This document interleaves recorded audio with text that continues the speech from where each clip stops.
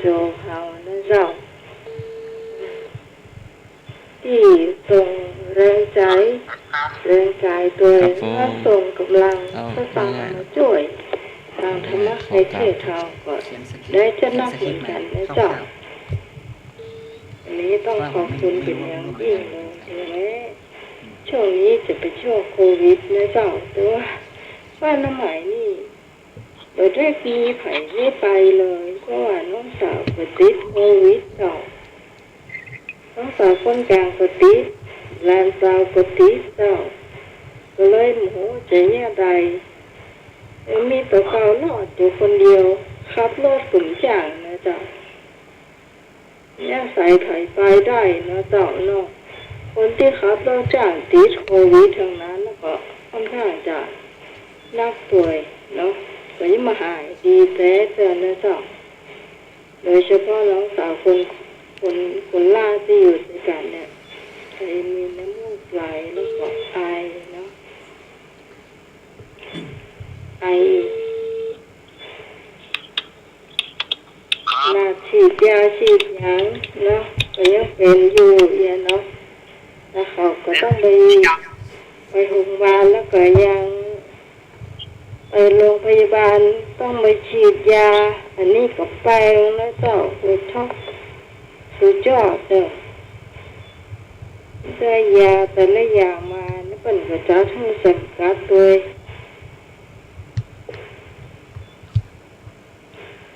สมาธิชัดเจนเหรอได้ยินชัดเจนเจ้าเอาพี่มาตรงนี้ดีกว่าเพราะว่าจะได้ยินชัดเจนเนาะเราจะอู้กันเรื่องแบบนี้เนาะวันนี้เหมือนมีท้ายปัญหาเพลงนะเจ้าช่วงธรรมะก็เป็นช่วงที่สองนะเจ้าเนาะ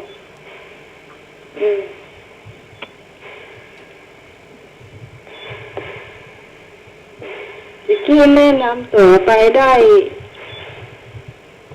กี่คนล่ะมันกำลังผ่านไปเนาะเหลือหลวงพี่จรแล้วก็สมณเณรอาจารย์เอาลากแล้วก็ลุงหนุ่ยหนุ่มเจเจ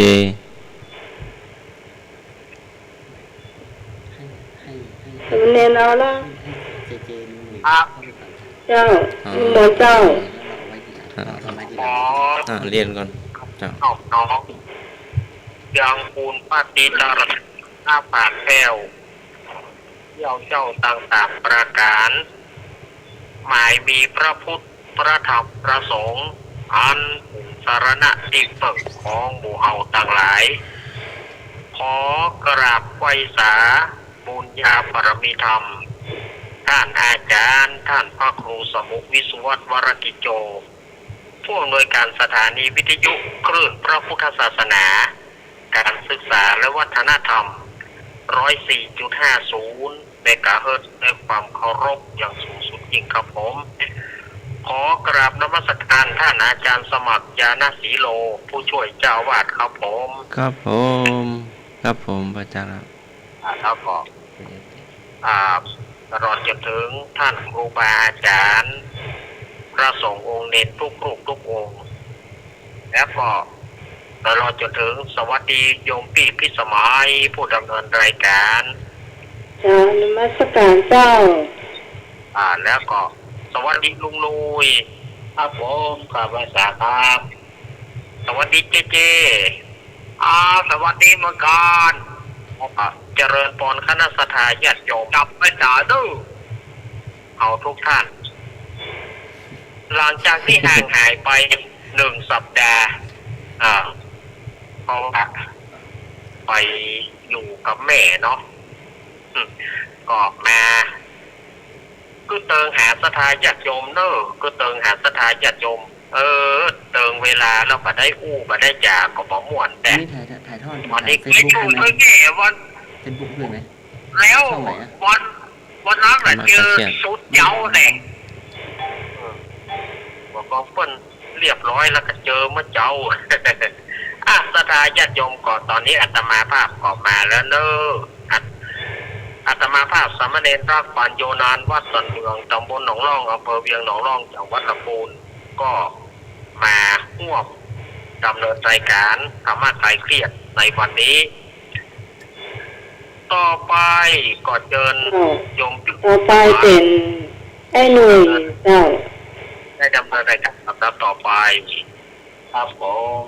ครับผมก็กราบไหว้สาข้าพระครูสมุทรวิศวะนะครับเมตตาครับกราบไหว้สาข้าพระมาครับครูสมุทรวิศวะครับ เจ้า ครับผมกราบไหว้สาข้าพระนะครับผมสวัสดีลุงนุ่ม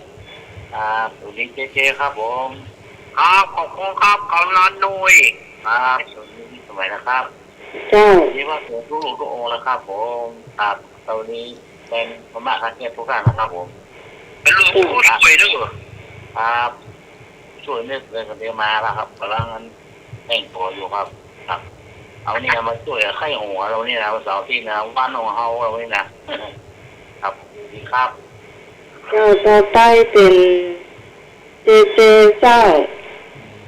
ออกกับภาษาอาจารย์ตัวกิจโจเฮาเหมือนกันนะครับองค์ออกกับ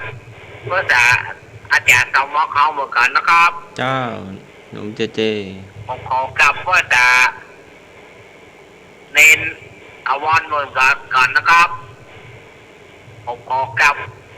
ว่าจะตุ้งพี่นุ่มเฮาเหมือนกันนะครับผมขอกลับว่าจะพวกตนทุกองค์ที่ตอนขึ้น104ในเวียงนะเนาะขึ้น104วัดใส่ในเวียงด้วยนะครับ เจ้า ขอกราบสวัสดีกับนันนุ้ยเฮาเหมือนกันเด้อสวัสดีครับผมขอกราบสวัสดีพี่ที่สมัยของงามบ้านดอนตอนวริมเฮาเหมือนกันนะครับ เจ้าสวัสดีเจ้า ผมขอกราบว่าจะเน้นรอบเฮาเหมือนกันนะครับสวัสดีผมขอกราบสวัสดีท่านพระหลวงนั้นพระรูปหล่อเฮาเหมือนกันนะครับ ไม่ผมจะ โอ้โห ผมจะได้มอนิเตอร์อีกตรงนี้ ครับขอบคุณครับสวัสดีแม่บุญกัดข้อมเฮาเหมือนกันนะครับเจ้าสวัสดีแม่บุญกัดข้อมเฮาเหมือนกันเด้อ เจ้าต้องขอบคุณแทนคุณผู้ฟัง ครับ ที่น้องเจเจ สวัสดีค เค รั ย บ ดีไปและเจ้า สุดท้ายนะ ต่อไปเราจะมีรายชื่อที่คุณผู้ฟังช่วยการช่วยงานของพระอาจารย์พระครูสมุทรสวัสดิ์วรกิจโจนะเจ้าขอบคุณท่านมหาสมชาติด้วยนะเจ้าที่ได้ไปช่วยการช่วยงานตั้งแต่วันแรกๆมาจนถึงวันสุดท้ายนะเจ้า เฟซบุ๊กใช่ไหม ต้องขอบคุณท่านทวารตัวนะเจ้าทางเชียงใหม่เราที่ได้ไปช่วยเมื่อเช้านี้นะเจ้า จะเข้า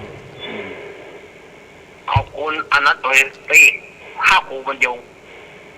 อันนั้นพวกไปเตะจ้ะ ขอนอบน้อมแด่องค์สมเด็จพระสัมมาสัมพุทธเจ้าพระพุทธพระธรรม พี่จานพี่โจหน่อยขึ้นเวทีนะเอาตอนที่ได้ เงินนิมนต์เจ้า ทำปนมือใส่ไหม ขอนอบน้อมแด่องค์พระสมเด็จสัมมาสัมพุทธเจ้า พระพุทธพระธรรมพระสงฆ์ด้วยความเคารพพระมหาเถรานุเถระ พระครูปริยัติ ที่ยานุศาสตร์ พระครูปริยัติยานุศาสตร์ พระครูสมุหะวิสุวัตรนะครับผอ.สถานีวิทยุคลื่นพระพุทธศาสนาวัฒนธรรม FM 104.5 นะครับกับสวัสดี อาจารย์สมัย สวัสดีสามเณร อาจารย์เอาละ อาจารย์อารักษ์นะครับ ครับผมไม่งั้นเราจะช็อกครับภาษาครับ ครับผมกราบไหว้สาพระอาจารย์ทุกท่านทุกพระองค์ทุกท่านนะครับ แล้วก็กราบสวัสดีโยมพิสมัย แล้วก็กราบสวัสดีท่านผู้ฟังทุกท่านทุกคนนะครับ ก่อนอื่นต้องขอแนะนำตัวก่อนนะครับอาตมาภาพพระจรชื่อจริงๆชื่อแต่นะครับ พระธานินทร์สันตจิตโตนะครับ เป็นพระใหม่ใหม่สิงได้ประมาณ2 อาทิตย์กว่าๆนะครับวันนี้มาเป็นดีเจจำเป็นเร่งด่วนอาตมาภาพก็ยังบ่ทันตั้งตัว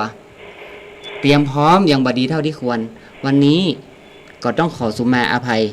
ทุกท่านผู้ร่วมรายการทุกท่านทุกคนแล้วก็สุมาอภัยไปยังท่านผู้ฟังทุกท่านนะครับท่านสมัครเป็นเป็นที่จังหลักคนมาไปเลยโดยที่ฝนก็ตั้งตัวก็เป็นประสบการณ์ใหม่สำหรับพระใหม่นะครับจ้า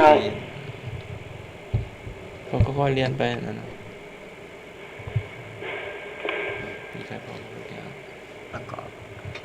เจ้าสำหรับวันนี้นะเจ้าก็จะมีรายชื่อคุณผู้ฟังที่ได้การใช้งานนะเจ้าเป็นผู้ต้องสุฟังที่หอมไปงานศพของคุณแม่คำปันหรือว่าแม่สอนนะเจ้าที่ลำปางทั้งหมดทั้งมวลนี่ก็จะต้องเหมือนกันนะเจ้า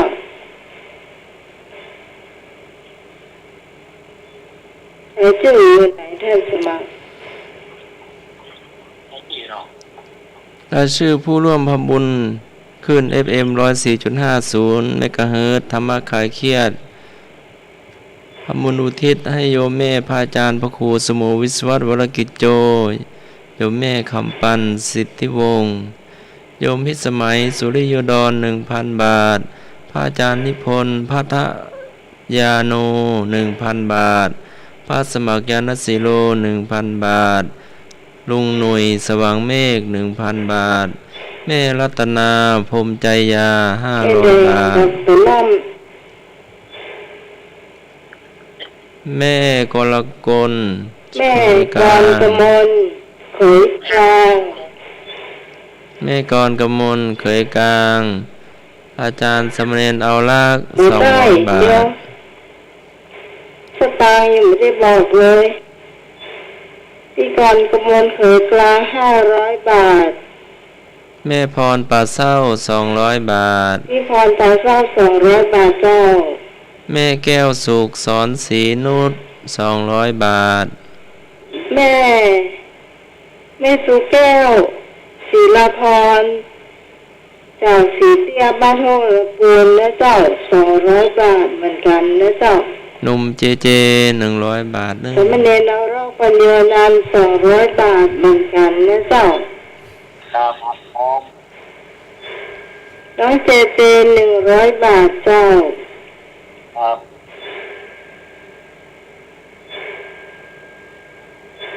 ต่อไป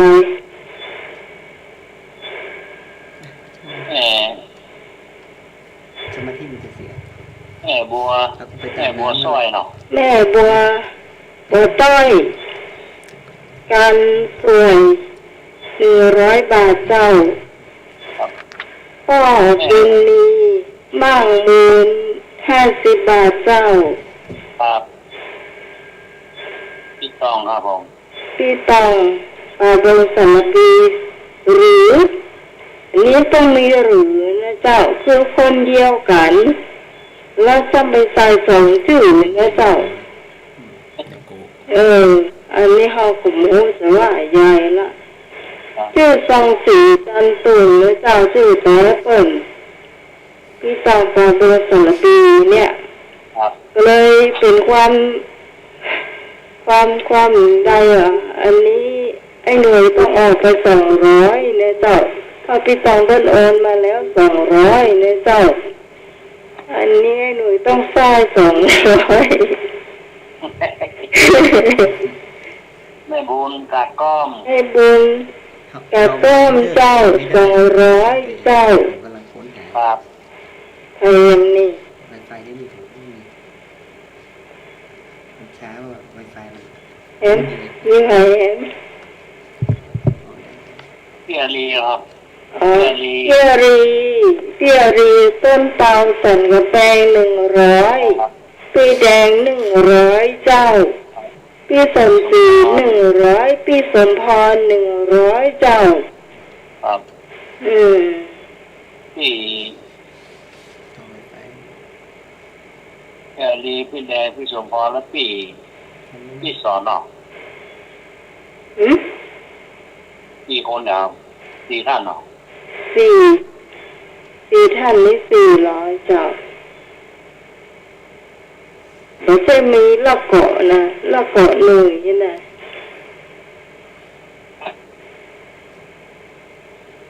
น้ำปากกาหรอกมีแผนอันสมัครตกลงก่อนถ้าเท่าที่ของสมามีตอนนี้เนาะก็ตุลุงหนุ่มก็เจนเอามาให้ดูอยู่คงมาตกหล่นเนาะครับบางพ่อนก็โอนเข้ามาละบางพ่อนก็ยังเกลืออีเนาะจำมาเป็นยังเขาขอได้ออกสตางค์ไปหมดแล้วเจ้าเอามาใส่ให้หน่วยแม่ลูนก็ได้เจ้าตาตุ้มมดตุ้มมนใส่ซองไปหมดแล้วเจ้า6,950 บาทแล้วเจ้าตุ้มมดตุ้มมนของธรรมะใครเสียบของเฮาแล้วเจ้า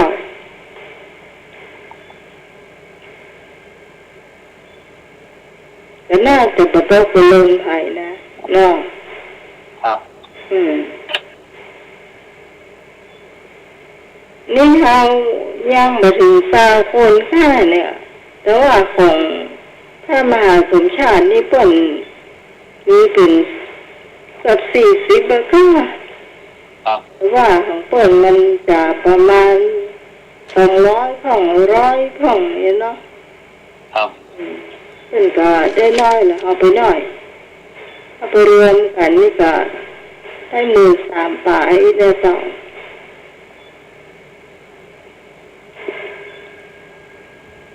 ผมไม่ใส่ใจหรอกไม่ใส่ใจอ๋อเจ้าสมาเพื่อไม่ใส่ใจทัศนะกลองทองเจ้า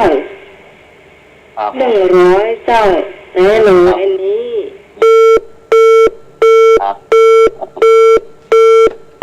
น้าหมายโทรมาใหม่เนอะสายหลุดไปเนอะ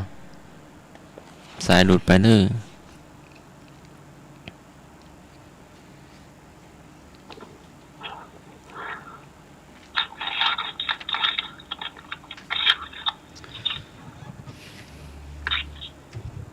ก็คณะศรัทธาก็ไปกันนักเนาะ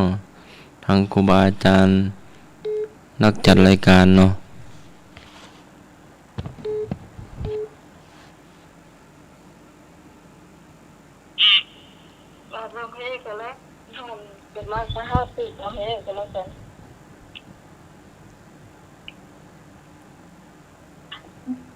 อย่างวันนี้ก็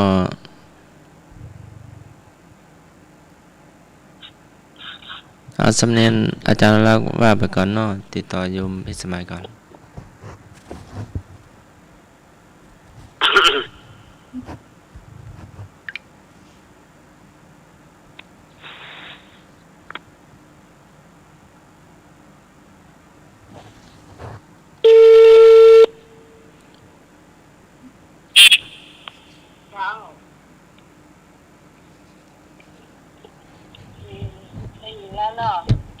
ได้ยินแล้วเนอะ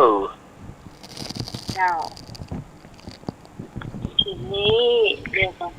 เวลาเล่น3:45ในเช้า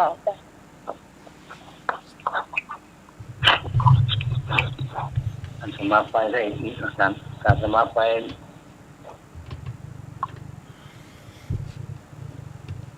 สมัครไปนี่ได้มาพ่อก็ได้หลับเนาะได้หลับได้สันเพลได้ส่งน้ำได้บิณฑบาตได้ฟังเทศน์ได้หยาดน้ำ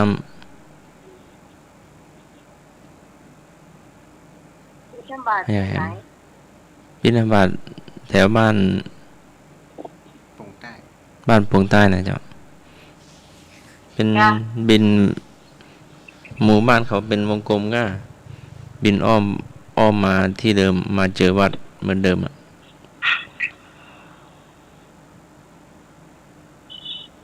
จะมีเนน้อยตีละครั้งนำหน้าไปก่อนเนาะกดที่ห้องหลงนี่ว่าไปเลย แล้วก็เนน้อยก็เอารถเข็นตัวหลังโดนกระพุ้นเพื่อนอย่างเงี้ยเราจาก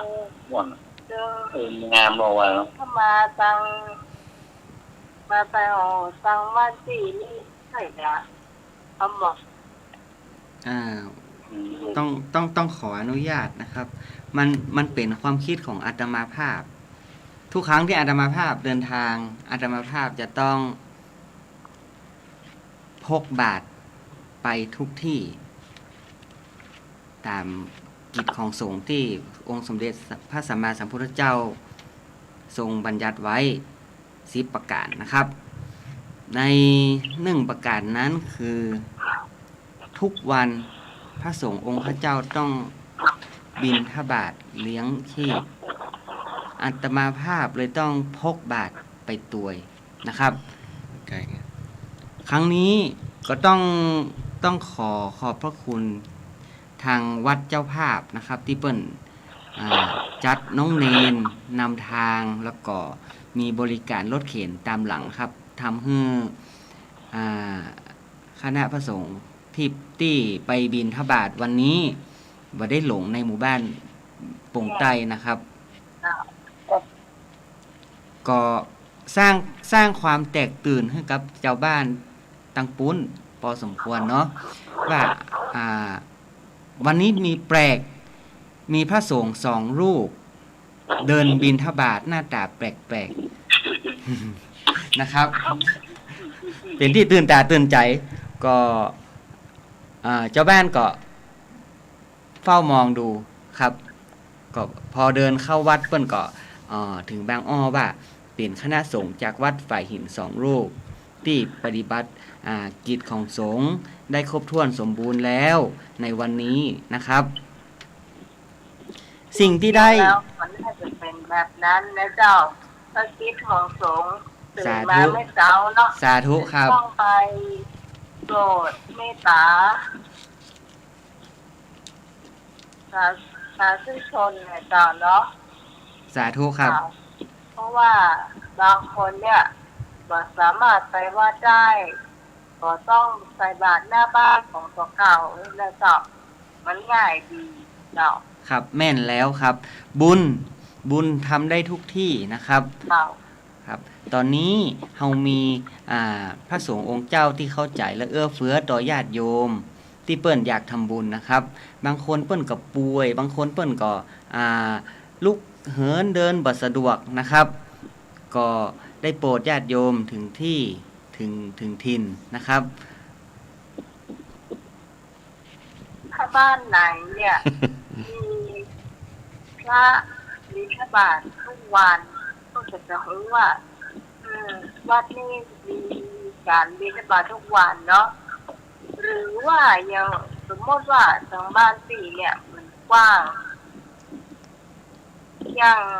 หน้าวัดเนี่ยจะชันมอมดนะกว้างมากต้อง4 วันอ่ะถึงจะปล่อยรอบนะจะมันกว้างมาก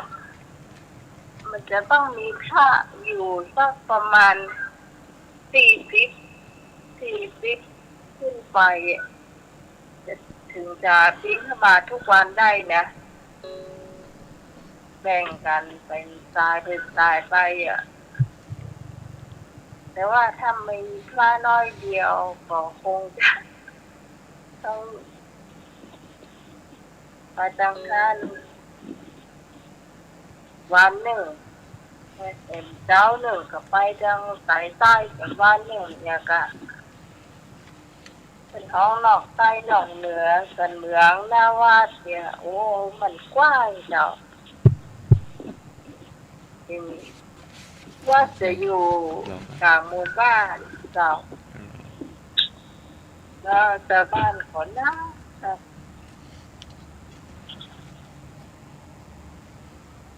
พี่ตอนนี่เคยมาเนาะก่อนที่จะมาเป็นทุเจ้าก่อนที่จะมาเป็นทุเจ้าต้องขอจากชินปากก็ว่าตุเนาะตังบ้านตังบ้านหลวงพี่เนี่ยเพิ่นจะฮ้องว่าตุจรครับก่อนเป็นโยมเนี่ยตั้งใจว่าเฮามาบวชครั้งหนึ่งของลูกปัจจัยได้มาบวชในร่มพระกาสาวพัสในพระพุทธศาสนาของเฮาตุจะตั้งใจทำกิจของสงฆ์ให้ครบถ้วนสมบูรณ์ให้ได้นักที่สุดเต้าที่โอกาสมันจะเอื้ออำนวยแต่ละสถานที่ดังนั้นการเดินทางเริ่มต้นจากการเดินทางไปทุกที่ตุจะเอาบาตรไปตวยนะครับหลังจากที่ได้อุปสมบทหรือคนเมืองเพิ่นฮ้องว่าเป็กตุณวัดไฟหินตุได้เลือกวัดไฟหินเป็นอันดับแรกเพราะว่าตุคุ้นเคยกับวัดไฟหินมาเป็นระยะเวลาประมาณ10 ปีในฐานะโยมตีไปมาไปแล้ววันหนึ่งเฮาก็ต้องมาเป็นตุเจ้าอยู่นี่นะครับหลังจากที่ตุได้บวชแล้วตุได้ไปโปรดโยมพ่อโยมแม่วัตถุประสงค์ในการบวชคือทดแทนบุญคุณพ่อแม่อันดับที่2ทดแทนบุญคุณบรรพบุรุษปู่ป้าน้าอาที่เปิ้นบ่มีโอกาสอันดับที่3บวชให้ตัวเก่าเพิ่มบุญบารมีให้กับตัวเก่าในชาตินี้ชาติหน้า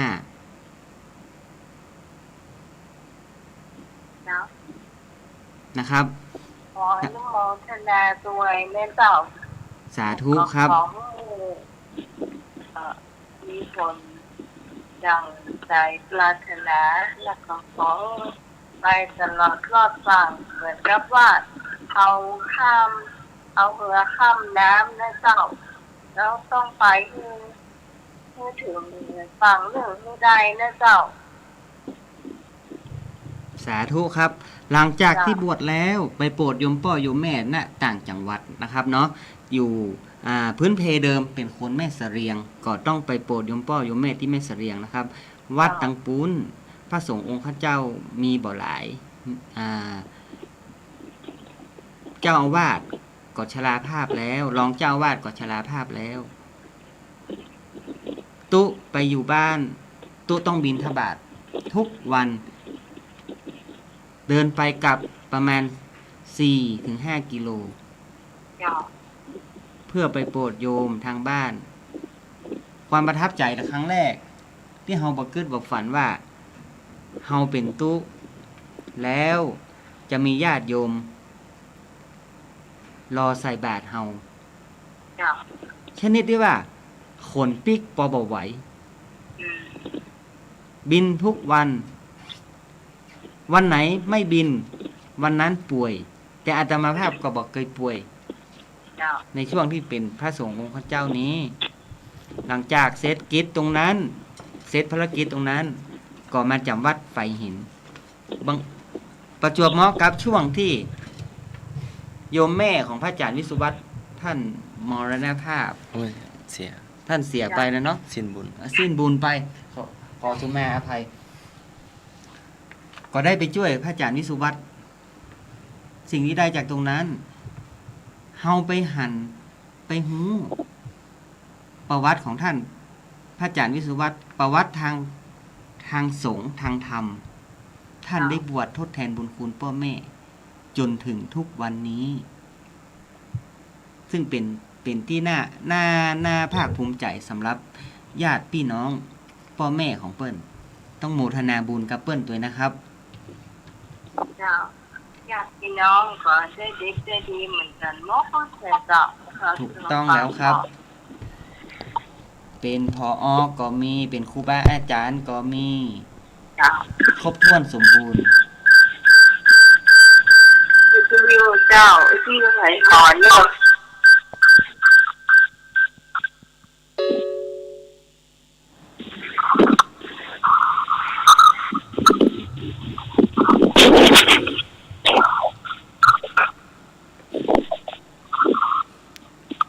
จ้ะพูดก่อนได้นะ ต่อไปจะประชาสัมพันธ์หรือว่าจะพุทธประวัติเลย เจ้าประวัติ พุทธประวัติเนาะ นี่ใครเปิดอะไรอย่างได้เลยเสียงมันหวีดนะ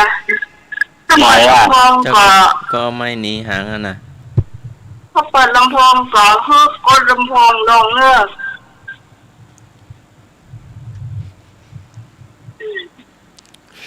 หรือว่าบ้านก็ต้องเบาลำโพง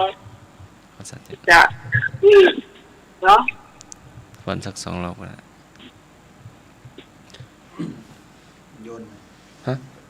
โยน หลวงพี่จอนจะถามเป็นครั้งแรกเนาะ วิชาพุทธประวัติทุกๆนะ เดี๋ยวแป๊บหนึ่งเจ้าผู้ฟังจะบอกหมายเลขโทรศัพท์เพิ่มก่อนนะเจ้า053-120-5259 053-226-0589 เครื่องเป็นแสน ผู้ฟังที่ฟังอยู่ทางบ้านนะเจ้าทั้งแม่ขจารจะได้ยินอยู่ก็ฟังแล้วโทรมาตอบได้เหมือนกันนะเจ้าที่โทรมาหาน้องไหลวันก่อนเลย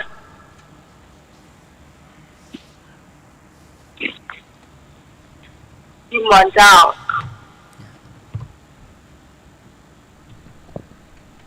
วันนี้มีคำถามเกี่ยวกับพระพุทธประวัตินะครับ เจ้า คำถามมีอยู่ว่า พระพุทธเจ้าตรัสสอนให้ถือเอา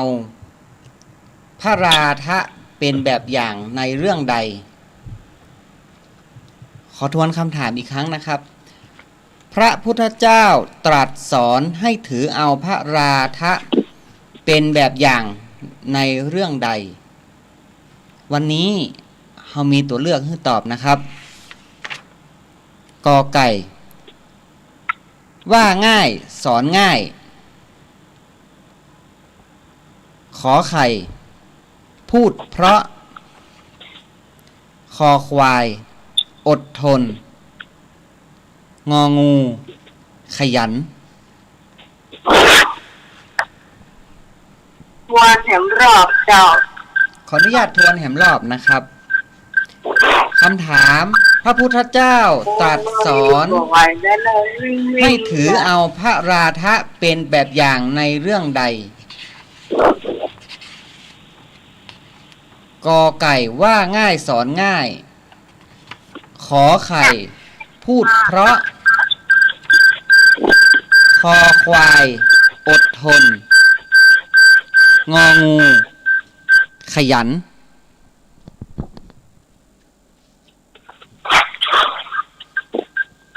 ที่จะเลือกกอไก่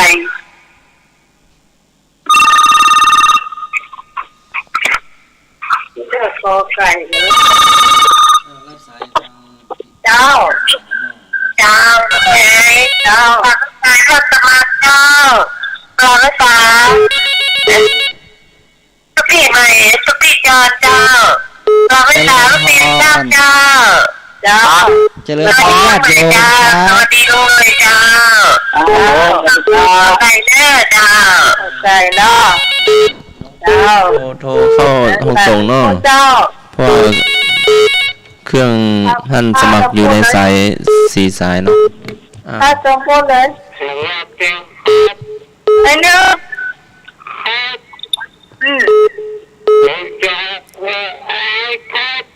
คอควาย โอ้ก็ช่วยนึกมาแล้วแม่ ปล่อยว่าไงบอก เจ้า คอควายนี่ ไอ้พอเข้าที่เพื่อนเธอสมัครมาได้เลยเจ้า หลวงตากิจนั่นโทรเข้าห้องส่งเนาะเพอเครื่องสมัคร พอ ประ เข้า ชุม เธอ สายอ ส ยู่ มัครอย่างเนี่ยใช่ ไอ้นึกเพิ่นตอบว่าจะได้ก็ครับ คอควาย ควายเนาะ คอควายครับ คอควาย อดทน อด ตามลุยเอาคอควายครับ คอควายอดทนยังบ่ถูกเตือนเนาะไอ้นึกเนาะ จะยังไม่เสร็จ ยัง ยังเฉลยนะครับลังเลให้โอกาสท่านอื่นเพิ่นได้ตอบ ยังไม่ได้เฉลยเจ้า แสดงความคิดเห็นมาได้หลายๆ ช่องทางนะครับ หลายๆ ข้อ ยังมาตอบเจ้ายังไม่เฉลย ยัง เจ้า มาเฉลยเตือนนะครับ อาจารย์ จ้ะ จ้ะ ตอบมาได้เจ้า จากเคยน้อยพัฒนาหนองหานสนใจจ้ะการเอาแตกไปหน่อยเนาะ ที่ก่อน โอ้จ้ะนมัสการอาจารย์สมัครจ้ะ เจริญพ นมัส ร การอันทุกพี่ใหม่จ้ะ จุจรครับ นมัสการสามเณรอารักษ์นะจ๊ะสวัส ครั ดี บ พี่สมัยสวัสดี เจ้า จ้ะสวัสดีลุงเจเจจ้ะ ครับสวัสดีครับผม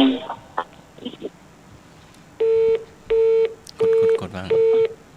ก่อนเอาข้อไหนนี่ ก่อนข้อไหนครับ วางไปแล้วอ่ะ เอาครับ งองูงองูขยัน เอาคอควาย ตอบมาเลยเจ้าสวัสดีเจ้าแอลน้องหมายเจ้าแม่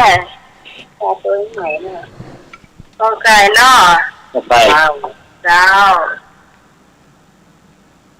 มาเลยแม่นวลแม่แดงมาเลยเนอะ ต้องมาภาคตัวคนเนอะกอไก่ เจ้าเจเนาะ เจเจเอาอย่าง ไร เอาไหนเอาตัวในนั้นนะครับ เอา โอ้โหลากกันครับ ฮักกันแต้นะครับนี่ เอาตัวกันหมดล่ะ ไอ้มัดตู้ซอยก็มาเนอะ ไปคอควาย มีเวลาอยู่นะเจ้า ยังมีเวลาอีก1 นาทีกำเดียวเราจะเฉลยแล้วก็เราจะเริ่มข้อต่อไปนะค สา รับ รีแม่สมศรี แม่สวมสีลงวัดเสียง3 ยอดมาจัดปิดมา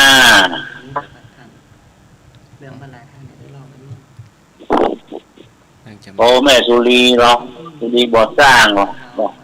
แม่พลอยแล้วแม่พลอยครับแม่เรา ครับบ้านเรามี แม่พลอยแล้วแม่สม แม่สมก็แม่ขาเจ้า ครับ เดี๋ยวอาทิตย์หน้า ครับจนโต๊ะมาห้องได้บอกเลยครับ เสาร์หน้าเป็นพุทธภพ แม่สมซบแม่คาแม่จับละอแม่จับโอมาป้องเลยครับแย่โฮมมาตกบดลุกยังไม่หมอกให้หูไปใช่ปะเมื่อไหร่เมื่อไหร่นะครับมาเม็ดก็ต้องทำกันเตะถ้าจะดีหายไปครับ กำเดียวเราจะลืมคำถามเรามาทวนคำถามใหม่แห่งกรรมเนาะพ ครั ระ บ พุทธเจ้าตรัสสอนให้ถือเอาพระราธะเป็นแบบอย่างในเรื่องใด ข้อกอไก่ ว่าง่ายสอนง่ายนะครับ คอไข่อู้ม่วนจาหวาน พูดเพราะนะครับ คอควาย อดทน งองู ขยันขันแข็งนะครับ เลย คำนี้บ่มีคนตอบแล้วเนาะตุ๊กจะได้เฉลยแล้วเนอะเฉลยว่ากอไก่ว่าง่ายสอนง่ายนะครับคือคนที่ตอบถูกตัวนะครับ ถูกต้อง หมดสาธุเข้าถึงแกนธรรมนะครับ ครับว่าเราคุยการคุยทุกคนดีละ หอมเกยไปตัวกันเนาะ มาหรอ ครับ เราสาบพวก ก็ถึง ว่า คือพี่นมเพื่อนนั้นแดงจะโตนฟอกฟอกคือผมยาวอย่างบอกไปเสือ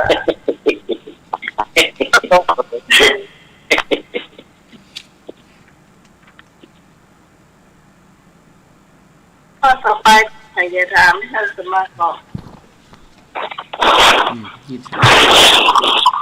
โอ้ยล้ำเหลือนะ ข้อต่อไปต้องยกให้หลวงพี่สมัครนะครับ เป็นผู้ถามแบ่งกันถามเนาะ หลายปีแล้ว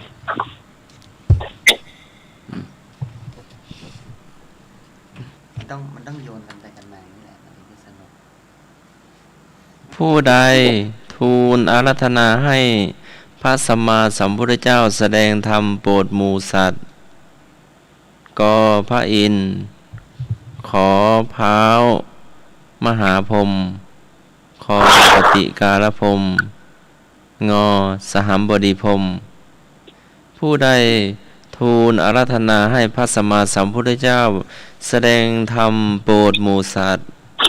ก็พระอินทร์ขอเท้ามหาพรหมคอคติการพรหมงอ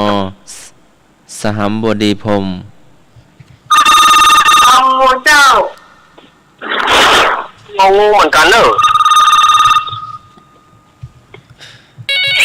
จะซวยมาก็เจอเลย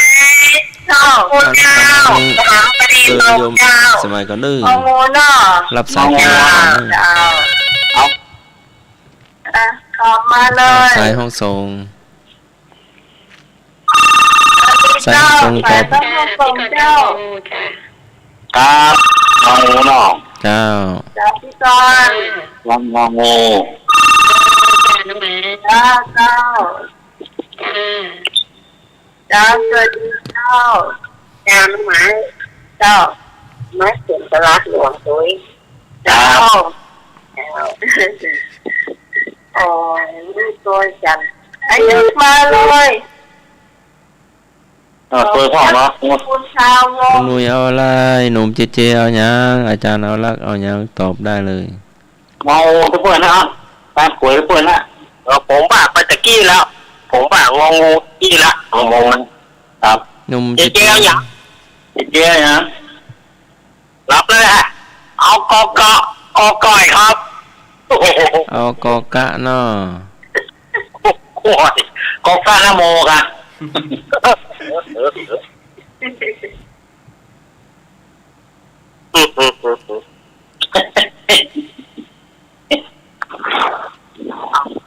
นี่ต้องไอ้นี่ไปไหนต้มมา รับสาย ลูกมาดู รับ ลูก สาร อย ตายลูกรอตายเจน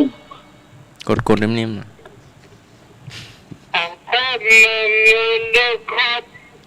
ครับ ฮะ นอหนูเนาะตอบข้อนอหนู มันไปมีนอนหนูที่ท่าน ข้อนอหนูเนาะไอ้นึก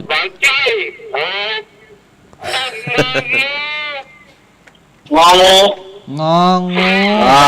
งูเข้าฝันเนาะ แต่นานเนาะ งองูเข้าฝันเนาะ ท่านสมัครเลยมันแก้พอดีจ้ะ นอนหนูอ่ะเออ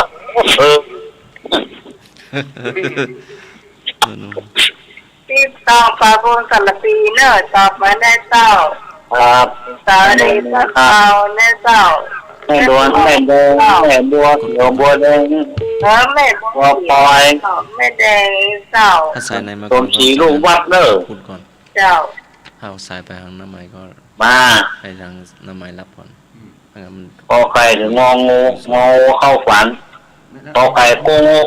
หน้าไมค์คือหน้าโทรศัพท์นี่ใช่ไหมมือถือนี่ใช่ไหม น้ำไม้ก็เครื่องเนี่ย ใช่มือถือ ถ้ามือถือ พอไข่อยู่ในห้าง ไปหาน้ำไม้ หน้าไมค์ของเขา ที่บ้านด้านน้ำไม้ นี่คือดังตุ้ๆนี่คือฝั่งของเรา อืม โอเค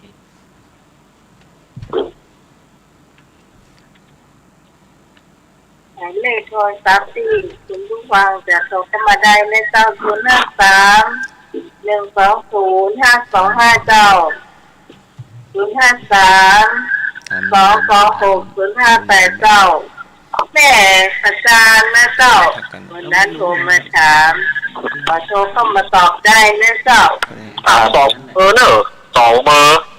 053 เบอร์หน้าใหม่นะเจ้าวันนั้นน้าใหม่บอกไปแล้วนะเจ้า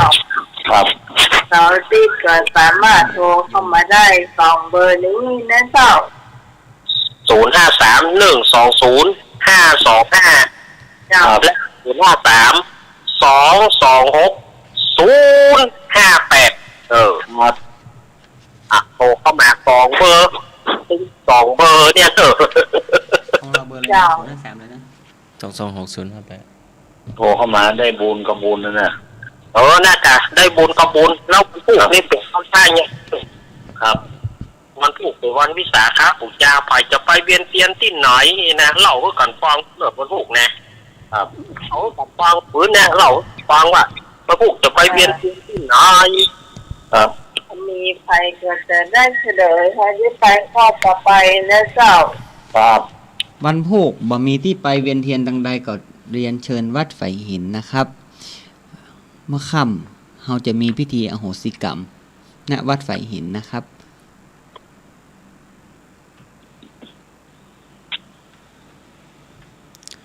เรียนเชิญญาติโยมทุกท่านนะครับเนาะกำเดียวเราจะมาทวนคำถามและช้อยเลือกตอบอีกทีนะครับผู้ใดทูลอาราธนาพระสัมมาสัมพุทธเจ้าแสดงธรรมโปรดหมู่สัตว์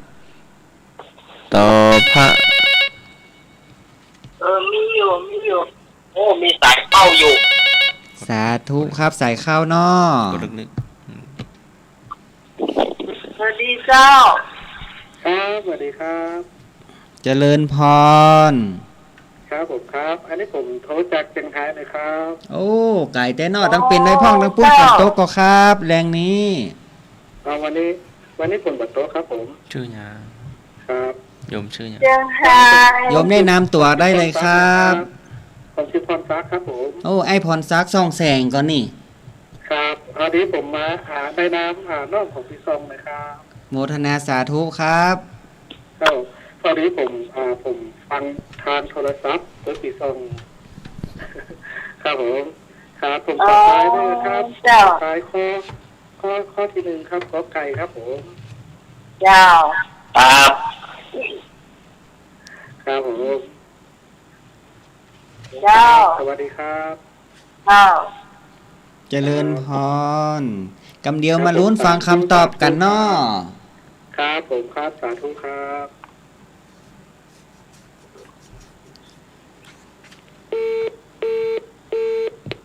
ผู้ใดทูลอาราธนาให้พระสัมมาสัมพุทธเจ้า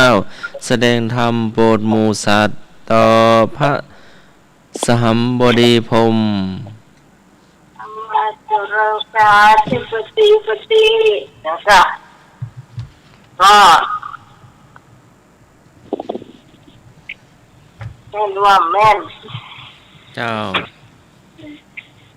พระสหัมบดีพรหมข้อมูลได้เจ้าเป็นคำตอบที่ถูกต้องเหมือนที่พี่ว่าแต่ที่นั้นนะพมมาจโรคาที่ปฏิสังขีถูกต้องแล้วครับแมนอีหลีแมนอีหลี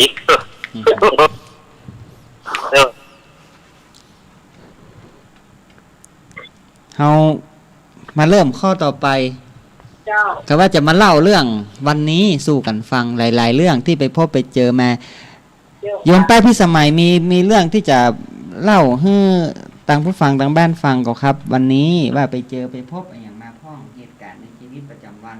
ที่จะมาแจ้งข่าวเล่าเรื่องก็ดีมาอุ้มม่วนจากบ้านม่วนงานสันเล่ากันก็ดีครับทำคำถามตอนเจ้าทำมาตามพุทธประวัติต่อคำถามพุทธประวัติเลยเนาะข้อต่อไปพระโพธิสัตว์ตรัสรู้พระสัพพัญญุตญาณในเวลาใดทวนคำถามนะครับพระโพธิสัตว์ ตัดสรู้พระสัพพัญญุตญาณในเวลาใด ข้อกอไก่เมื่อเจ้า ข้อขอไข่เตี้ยงวัน ข้อคอควายแมลง ข้ององูเตี้ยงคืนจำง่ายๆนะครับ เจ้าตอนแรงแล้วก็เตี้ยงคืน จะลงเวลาเที่ยงคืนครับ น้าไม่เจ้า เตี้ยง ตอนเช้า ครับผมครับสวัสดีครับ เจ้า เจริญพร ครับผมโทรมาจากเมืองเชียงรายเลยครับผมครับผม สาธุแหมกรรมไอพรซักครับ ข้ององูนะครับเจ็ดสิบครับผม เจ้าสวัสดีเจ้า ที่มาจากตกใจตกใจ เจ้าพี่พร เจ้าไอพรศักดิ์ข้อ พี่พรเจ้าเอาข้อไหน ไอพรศักดิ์เอาข้ออย่างเชียงไฮ้อะ ไอพรซักเอาข้ององู เจ้า เตี้ยงคืนนะครับ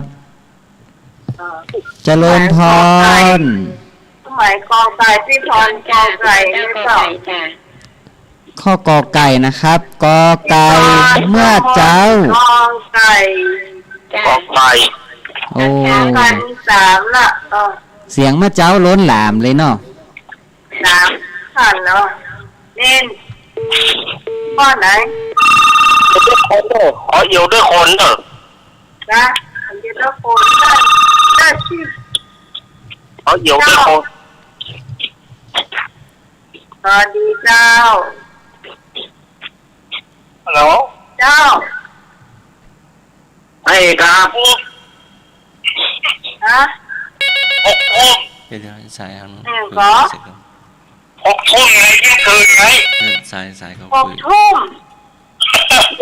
ตอบว่าเที่ยงคืนจะจบแล้วว่างูเนี่ย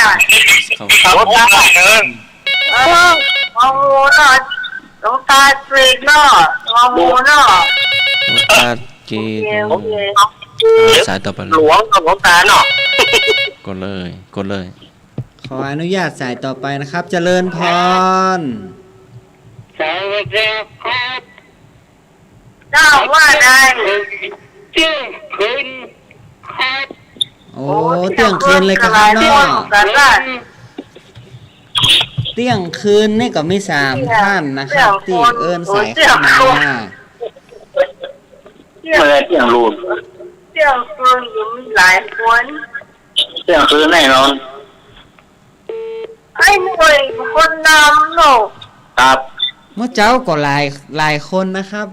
ตอนนี้เมื่อเจ้าก็หลายคน เจ้ามี4จึงเลนละ เอ๊ เจ๊ ะ เหรอ เมื่อแรงบ่มีพ่องการนี่กองเชียร์เมื่อตอนเมื่อแรงนี่ ท่าน เจ๊เหรอไปแล้วค่ะ ลุงนุ้ยว่าจะได้ครับลุงนุ้ย ผมเขาบอกเที่ยงคืนครับผ โอ้ ม เขาถ่าเตี้ยงคืนนี่ที่ไหนดีหา เจ้า เจ้าไม่ต้องไม่เจ้าเลยเจ้าครับ เจ้าเนาะ เจ้าเจ้าเนาะครับ ต้องฟัง มาแล้วป่าบงเน่าป่าบงจันติมีน้อย นี่คือกาลามได้ยินหลายที่แล้วเลยโอ้เกือบเดือนแล้วกันครับ สบายก่อนเนาะ น่าจะ เกือบเช้าถึงด้วย ใหม่แล้วนี่ได้ยินหลายที่แล้ว ไม่แดงดอกตะล่อม ไม่แดงเราล้อมครับหนูยายแดงดอกตะล้อมแม่ปอย เนื้อซอยเนาะ ขอพี่อาลีหลอกสิ้นแดงที่สอนที่นครโอ้นักแหน่อยู่แน่สมแงมมาพอเนอะไม่สมโอ้โหแงมอย่างประวัติก้าบุก ขนมจ้าร สชาติจัดเน้เนาะรสชาติจัดเนาะผู้วันสำคัญของโลก โอ้มีอยู่คนหนึ่ง ถ้าเป่ามือจะได้เฉลยนะ เอาแมลงก็ว่าง ค เล รับ ย เนาะถึงเวลาที่จะต้องเฉลยแล้วนะครับ ไม่เจ้าแน่นอน แม่นแล้วครับ ขอแสดงความยินดีคนที่ตอบเมื่อเจ้านะครับ อ่า เมื่อแรงเมื่อค่ำเมื่อคืนเที่ยงคืนนี้ที่ไหนดีหา อยู่ลำพูอยู่ เที่ยงคืนว่าฝ่ายหญิงนี่ก็ โมทนาเลยครับ จัดรายการกัน2 รูปก็ง่อมอยู่เที่ยงคืนที่วัดไสหินได้ครับ พอดีครับวัน เที่ยงคืนบุรีเนาะ วันนี้วันแต่งวันดาวันพุกเป็นวันพระวันศีลใหญ่นะครับบอกฮู้พี่พ่อแม่พี่น้อง วันนี้แต่งดาแป่งข้าวต้มข้าวนมไปวัดวันพุกอะไรอย่างกันพ่อง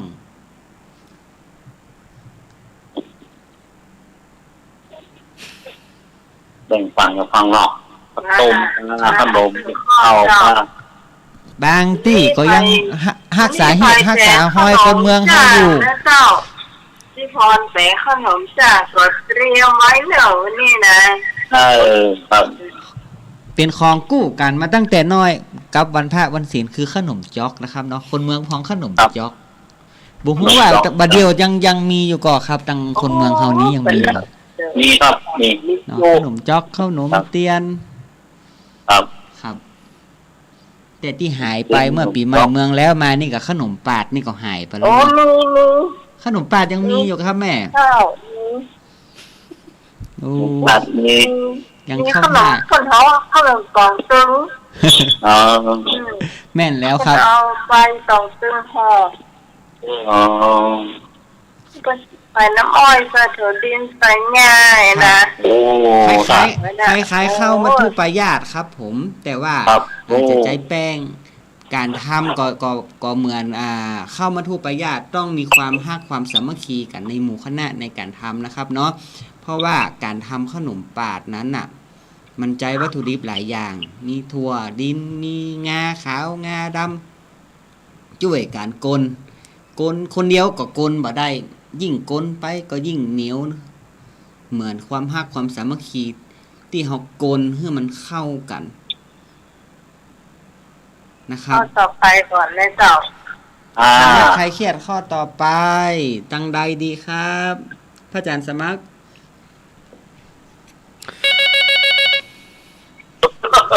นี่มันใหญ่เลย เจริญพรโยม โอ้รูปรอดต่อให้ คนนำบัดแต่งมันเนี่ย ขนมมาแตงก็ได้ที่พรแตงเขาเนาะ เอาได้ละ นะครับที่พรแตง ได้รู้ขนมเป็น ทำไมกินพวกด้านมาเจอเนี่ยเป็นแตงลาย ข้าวมันม่วงมีก็อาทำแปลงก็อาผูก มันขยากกินแล้วมันเล่นจ้ะ ตัวทักนักไม่ปะคนอื่นพวกมันเล่นกินก็มีหรอ ใช่จ้ะท่านเนาะที่สตางค์ก็ไม่ได้กินเลยจ้ะ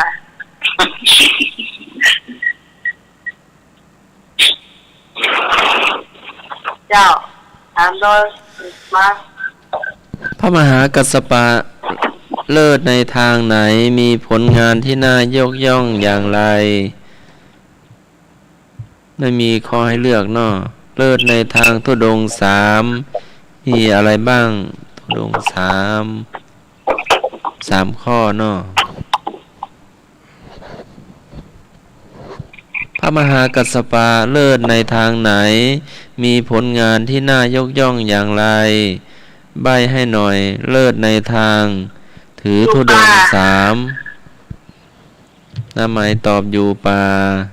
าเป็นวัดธุดงค์เนาะเหมือนพระอาจารย์มหาสมชาติเนาะ ตอบเป็นของอ่ะ อยู่ป่าเป็นวัด ข้อ เนาะ ต่อไปอย่าอย่ามาตอบก็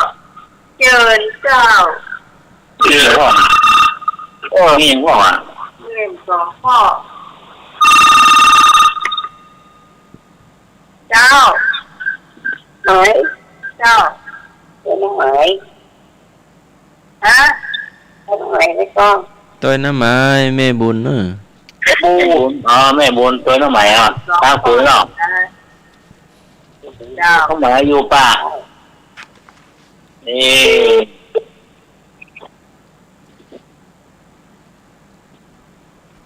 อยู่ป่า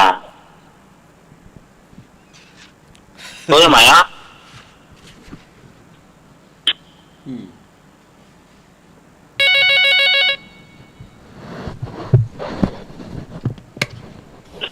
เจริญพรโยม ขอสมาธินะครับผมพรรักเชียงรายนะครับขอตอบว่าเดินทุดงป่าครับผม เดินทุดง เดิ ใน นทุ ป่า ดงป่านะครับน้อ ครับ ได้เดินใน ครับผมครับสาธุ ครับ ครับผม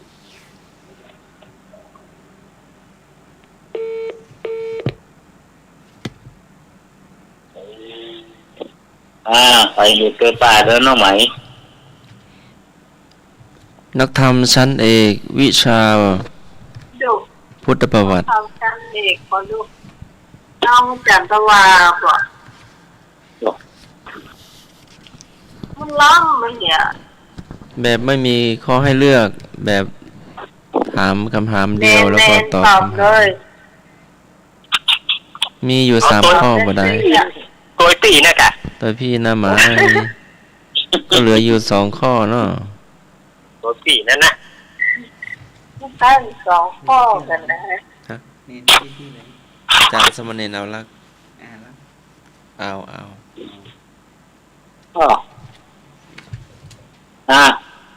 แค่พรประเศร้าเอาข้อใด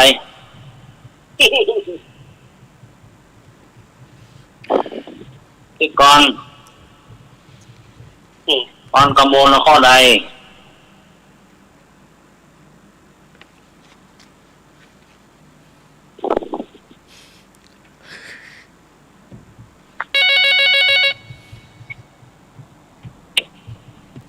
เจริญพรโยม ในมาตรการค่ะทวนคำถามให้ฟังใหม่เมื่อกี้ออกไปข้างนอกจ้ะเลยไม่ได้ฟังคำถามจ้ะ พระมหากัสสปะเลิศในทางไหน มีผลงานที่น่ายกย่องอย่างไรเอาไปวางสาย เขาฟังทางวิทยุ โยมก็จะรู้ว่าตอบ เลิศในทางธุดงค์3 ข้อ ตอบมาได้เลย มีอะไรบ้าง พระมหากัสสปะเลิศในทางไหน มีผลงานที่น่ายกย่องอย่างไร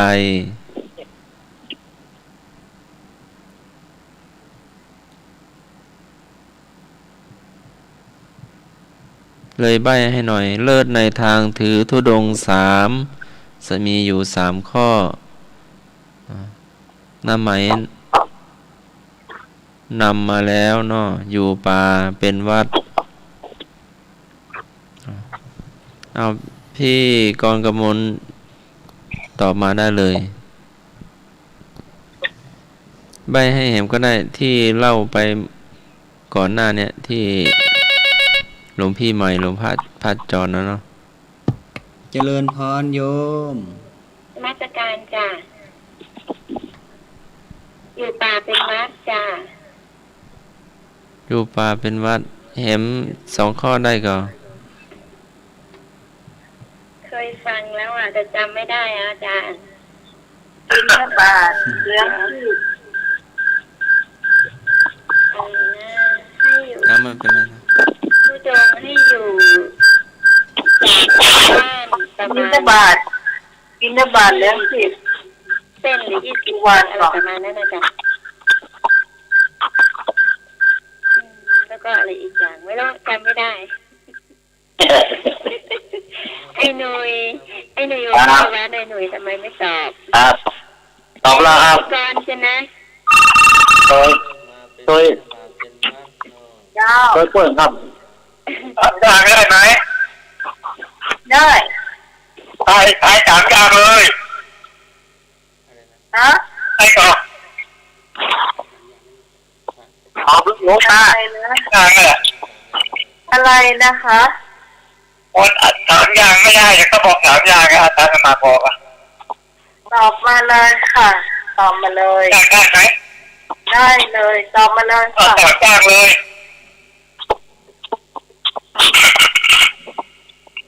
ตอบมาเลยค่ะ สามอย่างครับผมหลวงตาเพื่อหมอมด ตอบสิอ่ะ มหากัสสปะเลิศในทางไหนมีผลงานที่น่ายกย่องอย่างไร ได้ยิน พระมหากัสสปะเลิศในทางไหนมีผลงานที่น่ายกย่องอย่างไร ตอบเลิศในทางถือธุดงค์สามคือ มีสายเพิ่มมา เจ้าไหนเจ้าผู้ไหนเจ้าอัน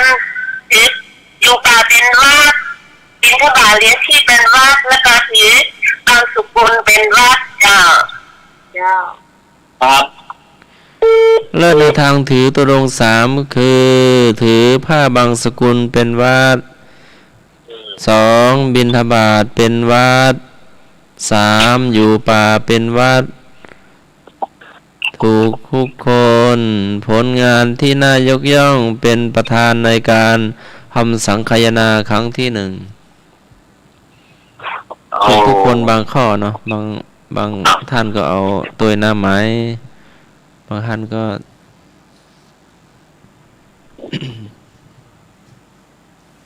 คำถามต่อไป สุดท้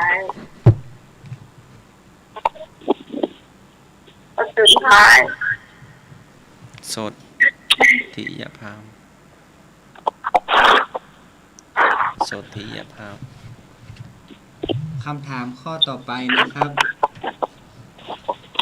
ตุ๊จะถามว่า ใกล้ โสธิยพราหมณ์ถวายย่าคาแก่พระมหาบุรุษกี่กำมือ ขอกำเมืองแหมรอบนะครับโสธิยพราหมณ์ถวายตาลย่าคาแก่พระมหาบุรุษกี่กำมือนะครับมีคำตอบให้เลือกตอบข้อกอไก่2 กำมือขอไข่4 กำมือคอควาย6 กำมือข้ององู8 กำมือ เอาเป็นข้อที่ถูกต้อง ข้อใดดีฮะ มาเข้าใจว่าเขาต้องไหน ขอตัวคนเนอะขอตัวคนเนอะ ใจเข้าใจ เจริญพรโยม ครับนมัสการครับ ผมโทษจากจังไห้นะครับ ไอ้พลซักเจ้าเก่าแม่นก่อครับ แม่นะครับผมขอตอบข้อมูลครับ งองู8 กำมือ ครับผม น้องไหมต้องเอาแบดกำมือ สาธุครับ ขนมเนอะ แรงกำมือนี่ตัวปวดนี่ก็โอ้โหเนอะเขาบอก เจริญพรโยม กดลง เจ้า เจริญพรโยม นมัสการค่ะ ตั้งใดดีครับ เจ้าพี่กรณ์จ้ะ พี่กรณ์ก็ เฮ้ มาย พี่กรณ์กำลัง8 กำมือเนาะ จ้ะลุยไปช่วยกันนะจ้า อันนี้เองสียาวเนอะ เดี๋ยวนะครับเปิดทำมือเนาะ 8 กำมือ โอ้ ไปไหนไปด้วยขึ้นเขาลงห้วยไปด้วยกัน อ๋อที่บ้านสียาว ครับโอ้ ไอ้ก็แบดกำมือ ครับ งองูเหมือนกันเจ้าแล้วเนอะเอาเนอะเจ้า มาแล้ว เจ้าพี่ต้องเอาแบดกำมือนะเจ้าเจ้า คนเดียว เอา เจ้า ตัวในรอดจะ กันโลนะเจ้า เลย แล้วค่อยพูดเหมือนเนาะ ดิ้ง เจ้า หลวงพ่อ ไหมเจ้าแดง แล้ว เจ้า มาแล้ว ไปแน่ ครับ พูดฝนมาเลย ตรงนี้มันโกนได้หมดอะ แอบนมัสการเจ้างาน เพราะมัน รับรองบอกข้าอีกอย่างอาจารย์ทุกตนทุกองแม่น้ำไหมเจ้ายายแดงเจ้านี่มีอันจะปีใหม่เข้ามาจ่อยเนาะ เนี่ย อ๋อไหว้สาเจ้า มันมีใคร โมทนาสาธุตุจร เดินเลย ฉายาตั้งบ้านเพิ่นฮ้องจรบิน เลยได้มาจนถึงตึงวันนี้ชอบบินทบาทตอนเจ้าทุกเจ้าจรบินเหมือนกันนะครับ ตุจรบิน แต่เป็นบินทบาทแตนนะครับ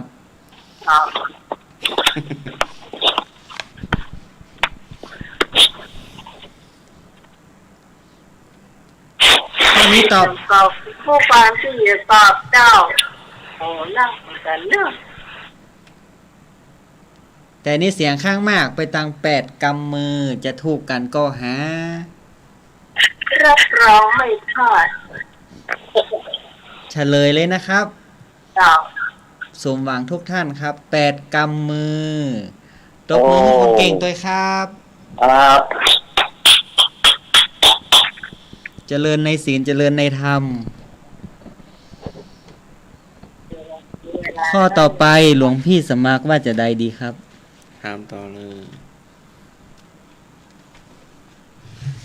จะสมัครเจ้า ถามต่อ ตามดูกล้อง อ่อนเนาะ พูดที่ผู้อยู่ในท่านไว้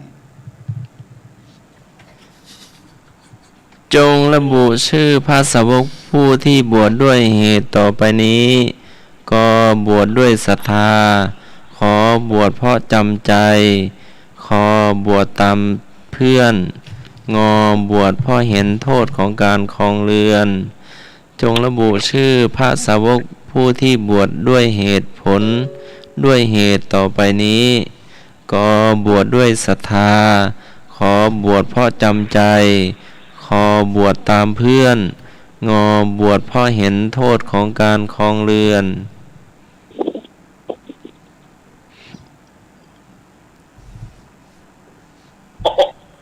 ลุงเลยงงอ่ะ ตอบได้เลย ตอบเป็นชื่อพระเนาะ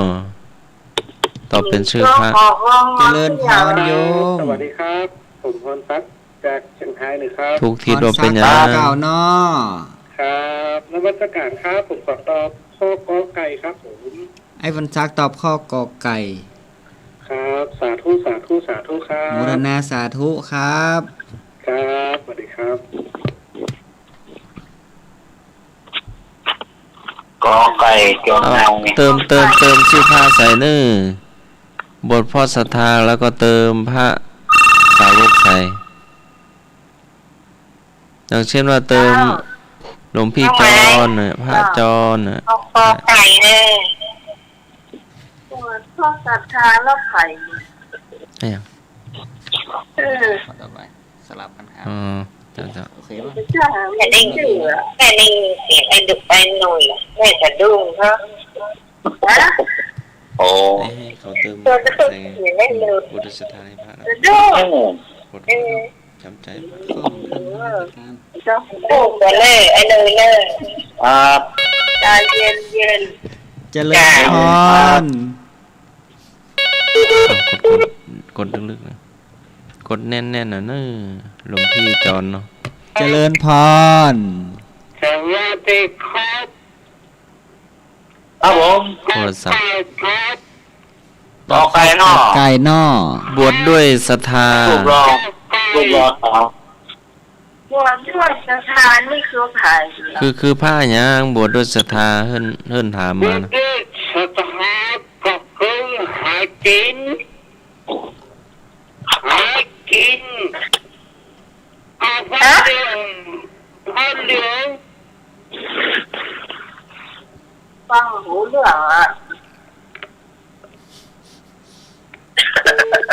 บวชด้วยสถานคือไผ่หยัง ได้ยินว่า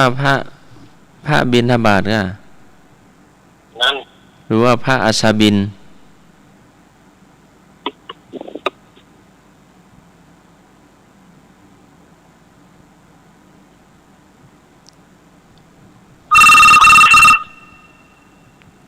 มีหลายข้อเจ้าไหวก็กอไก่นี่บวชศรัทธาคือภาษารีบุตรนะคะในพระอาชาติเจ้าฟังธรรมและรู้ธรรมเหมือนเจ้าก็ขอไข่บวชจำใจคือพระนันท่าอาจารย์น้องของพระพุทธเจ้าน่ะแล้วคอควายนี่อย่างก็น้องไหวบวชตามเพื่อนคือท่าอย่างบวชตัวเพื่อนตามเพื่อนนี่ไงฮะบวชตัวเจ้าหมูเอาพี่คนตอบสองข้อกันเนาะสองข้อหลังงูคนอื่นตอบก็ได้เจ้า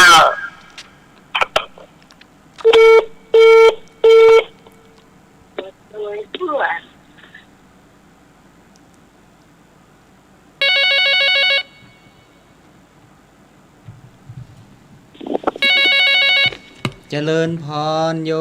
มครับลุงมุกธนาสาธุครับพระสารีบุตรครับผมพระสารีบุตรนะครับน้อครับผมครับครับสาธุครับเจริญพร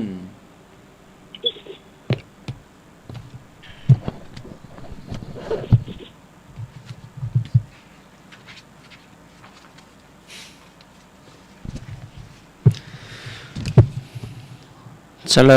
ยจงระบุชื่อพระสาวกผู้ที่บวชด้วยเหตุต่อไปนี้ก็บวชด้วยศรัทธา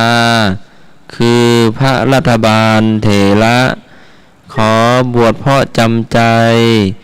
คือพระนันทเถระขอบวชตามเพื่อน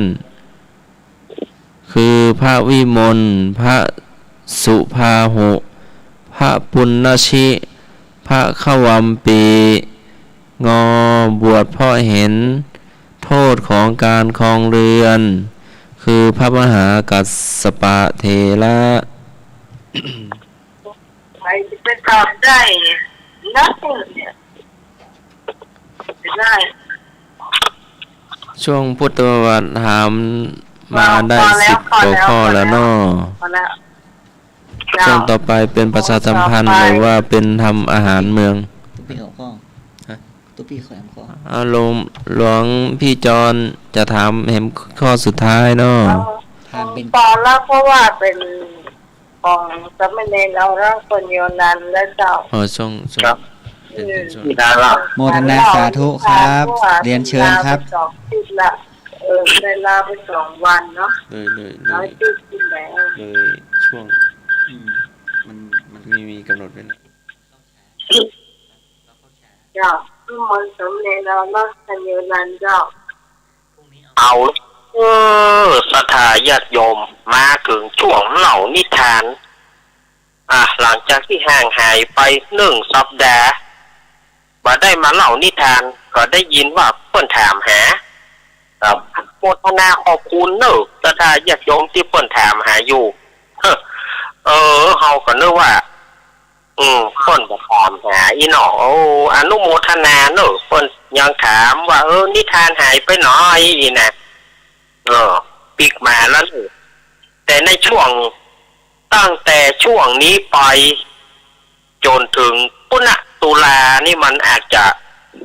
ทอดแผ่นพ่องเพราะมันจะเป็นด้วยฟ้าด้วยฝนเนาะลมฟ้าอากาศถ้าวันไหนมันปลอดโปร่งมันบ่มีฟ้าร้องบ่มีฝนตกก็จะได้เล่าได้สะดวกหน่อยถ้ามันเกิดฝนเกิดหยังก็หูกันอยู่เนาะศรัทธาญาติโยมสาธุชนต่างหลายวันนี้อาตมาภาพจะได้นำเอาเป็นนิทานพื้นบ้านเป็นนิทานพื้นบ้านนิทานพื้นบ้านนี่มันเป็นการเล่าสืบกันแม้มันได้มีจารึกว่าได้มีหลักฐานอะไรอย่างไว้แต่นอกจากว่าเล่าสืบกันมาแล้วพ่ออุ้ยแม่อุ้ยจำกันนะจำกันตั้งแต่รุ่นปู่ย่าตาทวดจนถึงลูกถึงหลานอันนี้ก็จะได้นำเอามาเล่านิทานวันนี้อาตมาภาพจะได้นำเอานิทานพื้นบ้านในเรื่อง ใกล้ผ่านตะวันออกมันเป็นจะได้ใกล้ผ่านตะวันออกเปิ้นเล่าว่าอย่างนี้เนอะเปิ้นเล่าว่าในสมัยที่ต้นไม้ก็ดีสัตว์ก็ดีคนก็ดีใช้ภาษาเดียวกันคือภาษามนุษย์ต้นไม้ก็ปากได้ในสมัยไหนบอกว่าพระพุทธเจ้าเช่นพระพุทธเจ้าองค์ที่เท่าใดเปิ้นก็บอกปรากฏแต่เปิ้นบอกว่าต้นไม้สัตว์ทั้งหลายก็อู้ได้เหมือนเฮาคืออู้ได้เหมือนเฮาใช้ภาษาเฮาอย่างที่อาตมาเคยเล่าไปว่าบนชั้นฟ้ากับดินเฮาสามารถสื่อสารไปหากันได้นึกจะไปเหย่าบนฟ้าก็จะมีราชรถป้องจะมีบันไดเงินบันไดทองเนี่ยมาฮับเอาไปอันนี้อย่างที่อาตมาเคยเล่ามาแต่วันนี้อาตมาภาพจะได้เล่ามาว่าในยุคหนึ่งของโลกมนุษย์เราเนี่ยในครั้งนั้นมีโลกเขาเกิดปรากฏการณ์อย่างหนึ่งคือโลกมืดไปหมดบอกหูเป็นเมื่อวานเมื่อคืนโอ้โหทำไมอย่างอี้กันยุ่งกันเนาะมาได้ยี่อย่างแล้วเนาะรับอย่างเดียว ใน สมัยนั้นหรือว่าในหลายๆกับแล้วโลกเกิดมืดลงบ่มีพระอาทิตย์บ่มีตะวันมีแต่กลางคืนโอ้คนก็บ่ได้เสาะว่าหากินสัตว์ก็บ่ได้เสาะว่าหากินเพราะว่าบ่ฮู้ทิศบ่ฮู้ทางเพราะมันมืดไปหมดยังบ่ตามไฟเนาะตามไฟเอากันเนาะสมัยนั้นมันถ้าบ่มีไฟอย่างแกหามันถือว่าป่วยมันมืดย่านแต่บ่ฮู้นะวิชาก็ถ้าบ่มีจ้ะแน่ว่า ในสมัยนั้นโลกเกิดมืดมิดเพราะว่าบ่มีตะวันบ่มีตะวันมีแต่กลางคืนท้องฟ้ามืดไปหมดแล้วก็บรรดาสัตว์ทั้งหลายก็ได้แต่นอนอย่างเดียวสัตว์ทั้งหลายก็ไม่ได้กินอย่างแหละเพราะบ่ฮู้ทิศบ่ฮู้ทางก็เลยขึ้นไปฟ้องพระอินทร์แน่สมัยนั้นถ้ามีเรื่องไงอย่างตีก้องเฮาเป่าก็ไปขึ้นไปฟ้องพระอินทร์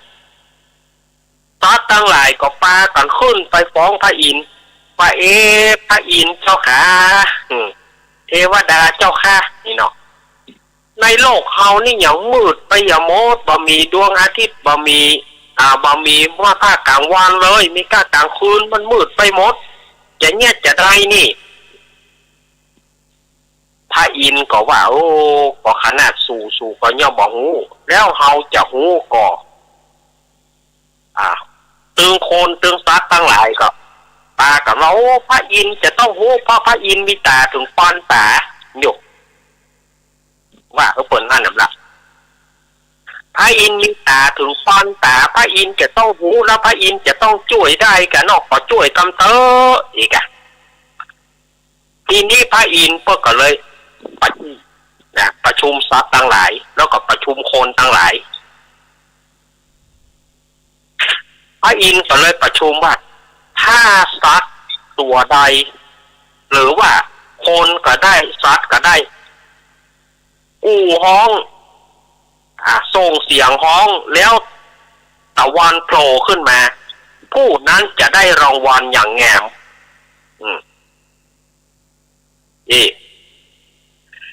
ปรากฏว่าควา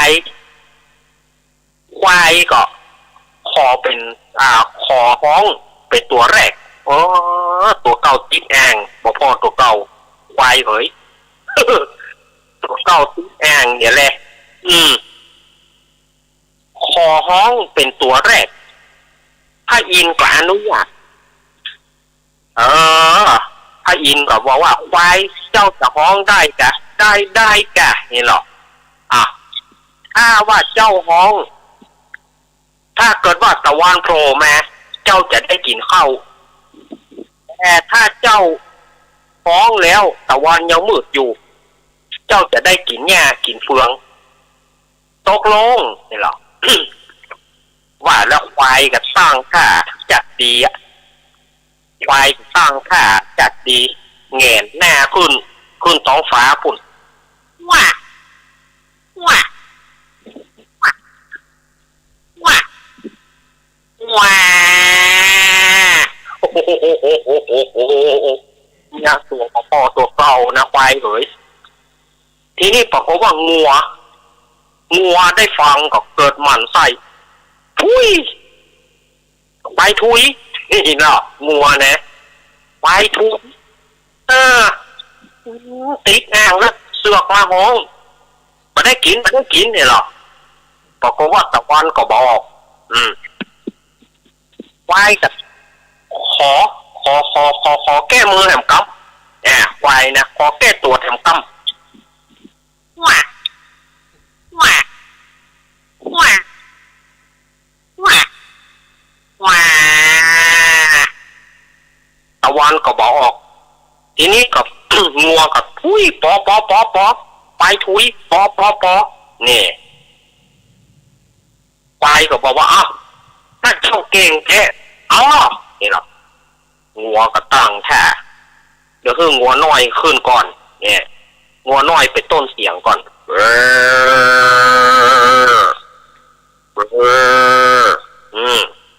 ก็บ่มีตะวันขึ้นงัวใหญ่ใจงัวปูแงนมันถึงได้หมดแต่เขากลัวเนี่ยเดี๋ยวเขากลัวเขาเจือกมากองเอาดำเดี๋ยวนี้นะเขาเจือกมากองเอานี่ยุ่งเนอะก็จากที่จากงัวมันใกล้บ้านเขานี่ตอนหลักเอาไปนี่ยุ่งเนอะงัวกับพยายามห้องตะวันก็บอกไอ้โคทึกนี่ควายได้โอกาสแล้วหรอโคทึกเนี่ยคือที่มาของโคทึกควายทุยก็คืองัวกับควายว่าคือกันไอ้โคทึกไอ้ควายทุยว่าคือกันไปทิ้นทัดตั้งหลายจ้างก็บอกว่าเขาข้ามเขาเนี่ยจ้างก็แพดเสียงขึ้นเต็มเป่าตะวันก็บอกมีแม่ก็บอกว่าจ้างไร้น้ำยาแม่นะจ้างไร้น้ำยาแม่ก็เอาอยู่ตะวันก็บอกเนี่ยใดหมูวิกก็ย่อมบอกตะวันบอกมีเวียวทีนี้ก็เอาหมาเพราะว่าหมานี่แต่มันหันก่อยนี่หรอกลองพอหมาพอว่าอาจจะได้ดีกว่าหมาก็เอาอยู่ก็เพราะว่าตะวันก็บอกสัตว์ตัวใดก็เลี้ยวตกก็เลี้ยวไอ้ยังก็เลี้ยว ทีนี้ก็มันเหลือกับไก่ตัวปูเรือไก่ตัวปูบอกว่าถ้าตะวันหมอกข้าก็ยอมตายแล้วไก่ก็ลองขานพอเอ๊ะปรากฏว่าตะวันออกมันโผล่ขึ้นมาพอตะวันโผล่ขึ้นมาพระอินทร์ก็เลยให้รางวัลแก่ไก่ปูก็เลยให้หูทิพย์เอาไว้ฟังเสียงของหูทิพย์เนี่ยก็เอาฟังเสียงของเมื่อพระอินทร์ตีกองเมื่อใดก็จะขันตั้งที่เราฮ้องว่าไก่ขันตั้งบอกเวลาอันนี้เปิ้นก็เลยให้ชื่อว่าไก่ขันตะวันออกมาจนณปัจจุบันนี้เรื่องนี้มันจะเตะบะเตะเปิ้นเล่ามาเก้ากับผมอาตมาภาพก็เอามาเล่าสืบกันมาเนอะศรัทธาญาติโยมสาธุชนทั้งหลายมันอาจจะบ่ม่วนนะแต่ว่าเอาฟังกันเบ้าสมองกันแล้วกันอันนี้ อันนี้ไม่ได้โวหรอก ฮะ ไม่ได้โวหรอก บ่ได้โหวอันนี้ เดี๋ยวผมคล้องใจกันควายน่ะ ฮะ ผมได้ยินแล้วบอกว่าพวกนั้นควายโดนตัวปากตาที่มันเกี่ยวมันบาดเจ็บปาก นั่นมันมีแหมเรื่องนะ อ๋อ นั่นเรื่องคนละเรื่อง อ๋อครับ มันเป็นไอ้อย่างหูแหมอย่างหนึ่ง มันที่เรื่องเดียวกัน อ๋ออันนั้นนี่เปิ้นว่าอย่างก็เปิ้นคือว่าไปบอกคือเจ้าโลกกินข้าว2 คาบอีกกะหาคือเจ้าไปกินข้าวเพิ่มบอกว่าคือกินข้าววันละ2 คาบคือไปบอกเนอะไปเปล่าเนอะอย่ามันก็หล่นไปตัว2 คาบแล้วมันไปต้องกระดุกมันเต้า3 คาบไปบอกเพิ่น3 คาบเนอะอันนี้ก็มึงต้องไปไถแน่มึงต้องไปไถแน่แล้วเอาเม็ดเข้าโคนเอาเม็ดเข้าให้โคนมึงกินต้นมันนี่แน่เพิ่นว่าอย่างนี้เนอะ ครับที่อันที่ใกล้ขันนี่ก็มีคติก่อนนะอาจารย์เนาะครับมีคติงัวควายอะไรหมดมีคติอะไรที่มาที่ไปล่ะนี่เป็นเปรียบเทียบบนเป็นจ้าเลยนะแม่นะเขาจะดูกูหรอกน่ะจ้ะเพราะการแข่งกันเนี่ยเนาะนั่นน่ะเขาหัวเปี้ยงหมดเนาะจ้าเนาะเพียงกันหมด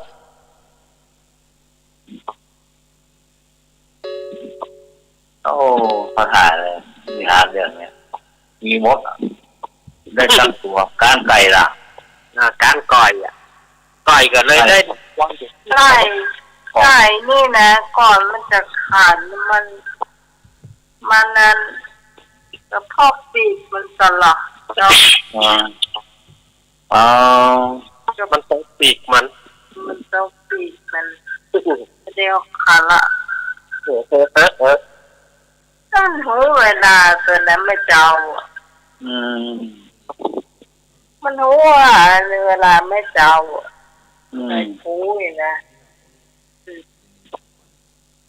แจ้งมามันขาดละ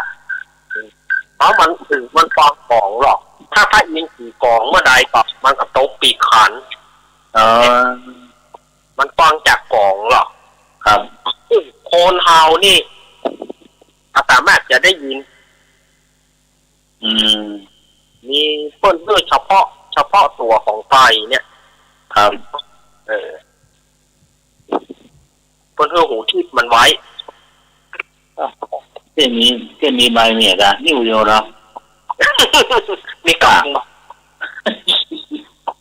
โคนเฮาใบบางเมียกันเห็นมันได้ยินทีค่ะ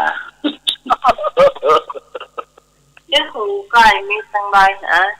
ตั้งใบตั้งใบมันไปข้าหูมันได้แก่มันไปมีใบอย่างก็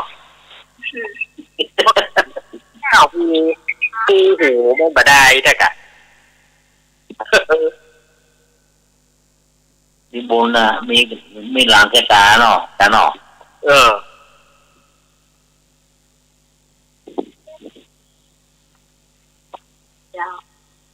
ชอบต่อไปชอบต่อไปเป็นพวกทำขนมสาวพี่พรจะมาทำขนมอย่างก่อนนี่ทำขนมมาแตงบ่แม่พรมาแม่บุญมาไปจะทำขนมก็ได้เนอะข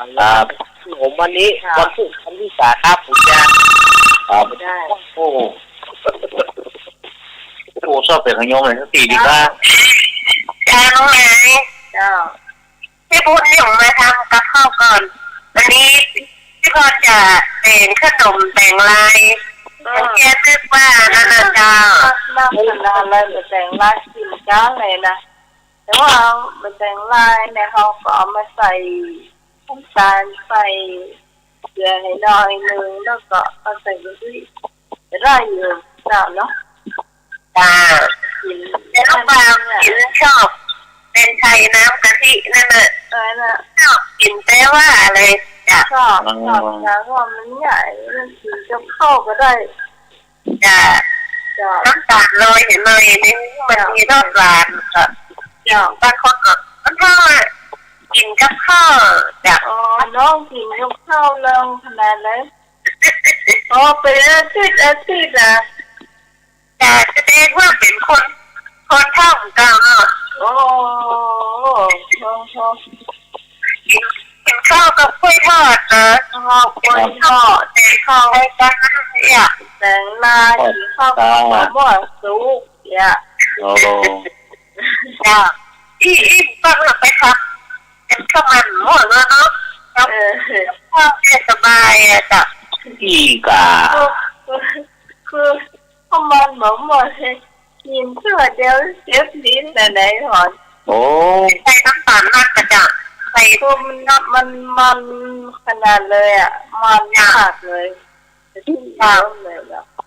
เรื่องความเอ็นโอ้มันก็หวานอยู่แล้วเนาะจ้ะใส่น้ำตาลละให้ฮอร์โมนกะทิหน่อยให้มันรสมันแบบบางคนก็เอาหัวกะทิมาราดเป็นกำจ้ะน่ะโอ้ยก็ดีแล้วมันหมดขยะจ้ะต้องหมดขยะทำซ้ำเลยนะ จากเพื่อเดียวก็อยู่ได้แซ่บเงินกันจ้ะนั่นแหละจ้ะ ผมพบมาได้ที่1 10 บาท ต้องมาแต่งลายเจอ เนาะจ้ะแล้วเป็นง่ายเลยนะเจ้าเอาแต่งลายซุกมา1 ลูกเลยเนาะพูดเอาแต่เนื้อมันนะเจ้าเอาแต่เนื้อมันแล้วก็เอา1 ถ้วยตวงนะเจ้า1 ถ้วยละก่อนนะเจ้าแล้วก็เอาน้ำกับหัวกะทินะเจ้าหัวกะทิประมาณ2 ถ้วยตวงนะเจ้าเอามาปั่นให้มันละเอียดเลยนะเจ้าปั่นกับหัวกะทิ2 ถ้วยตวงปั่นตอนมันจะเหลวเข้ากันจะดีจ้ะแล้วก็เทใส่กระทะเนาะเอากระทะมาตั้ง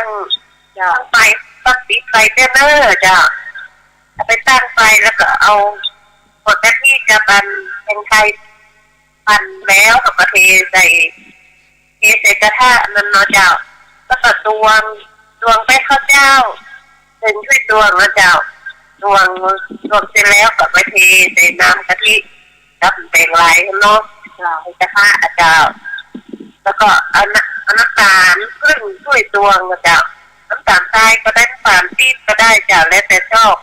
แต่ส่วนใหญ่จะใช้น้ำตาลปี๊บมันจะหอมจะมีกลิ่นหอมนะเจ้าเอาผสมลงในกระทะเลยนะเจ้าได้เกลือป่นครึ่งช้อนชาจ้ะใส่กันเลยกวนทำตักเปิดไฟได้นะเจ้าให้น้ำตาลละลายแป้งเข้ากับเนื้อแต่งลายกับกะทิเนาะทั้งทุกส่วนที่มันละลายหมดแล้วค่ะขอเปิดไฟนะเจ้าเปิดไฟแล้วกวนปัจจัยเดี๋ยวมันขึ้นนะจ้ะขึ้นไปเป็นข้นเลยจ้ะข้นเอาหูกะว่ามันมีน้ำลงเลงแล้วนะข้นแล้วก็ปิดไฟง่ายๆคือเทใส่ถาดนะเจ้าถาด4 เหลี่ยมเลยนะเจ้าน้องเอ๋ยเจ้าเทใส่ถาดแล้วก็ตั้งซึ้งให้มันเดือดนะเจ้าตั้ง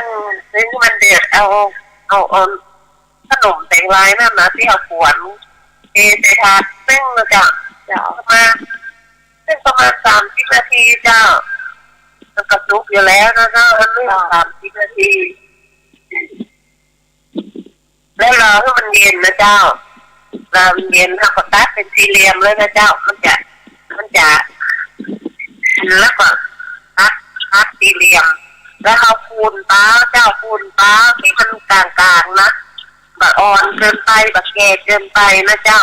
ปูเป็นเส้นนะเจ้า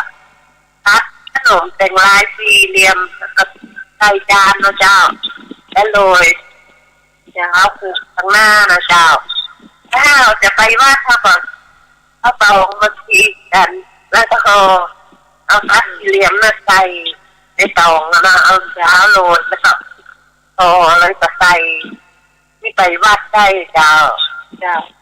หรือว่าจะทำเป็นฟอกก็ได้เหรอเอาตัดแล้วจะเป็นฟอกก็ได้เนาะฟอกก็ถึงกับเป็นสวยเนาะจอดลงไปแล้วก็อันเร่งแล้วก็โรยเท้าไม่น้อยแล้วนะเจ้าฟ้าป้าน้ำใหม่จะมีฟ้าลงนี่นะฟ้าลงตัดด่างนะเนาะหินมอกลำใแต่งลายละเต็มได้ถ้าบางคนชักมาตัดเป็นแบบสี่เหลี่ยมก็ได้สี่เหลี่ยมแบบขนมเกลือเนาะแอมก็ได้ขนมใจลืมเนาะใช่เนาะขนมใจลืมไม่หรอใช่เนาะมันน่าเขียนเอาแบบที่อยู่ในถาดเนี่ยมันหาชัดเจนแล้วของฟ้าแล้วก็ชัดเจนว่ามันน่ากินก่อนเนาะ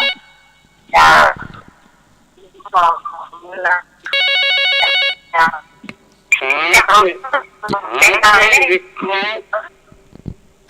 ให้ตัดไม่บุญแต่มาทำอย่างนั้นเจ้า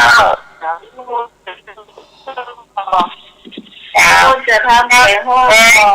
เจ้าไปวัดละเด้อเจ้ามาก็เตรียมตัวไปวัดละเจ้า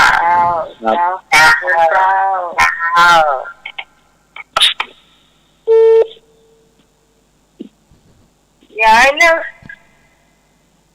วางสายไปแล้วพูดไม่รู้เรื่องวางสายไปแล้วนึกถึงทราบครับรายการเฮานี่มีหลายรูปแบบเนาะครับแม่บุญจะมาทำเลยนะแม่บุญจะมาทำอย่างแม่บุญมันรับละแก่เจริญพรโยมว่า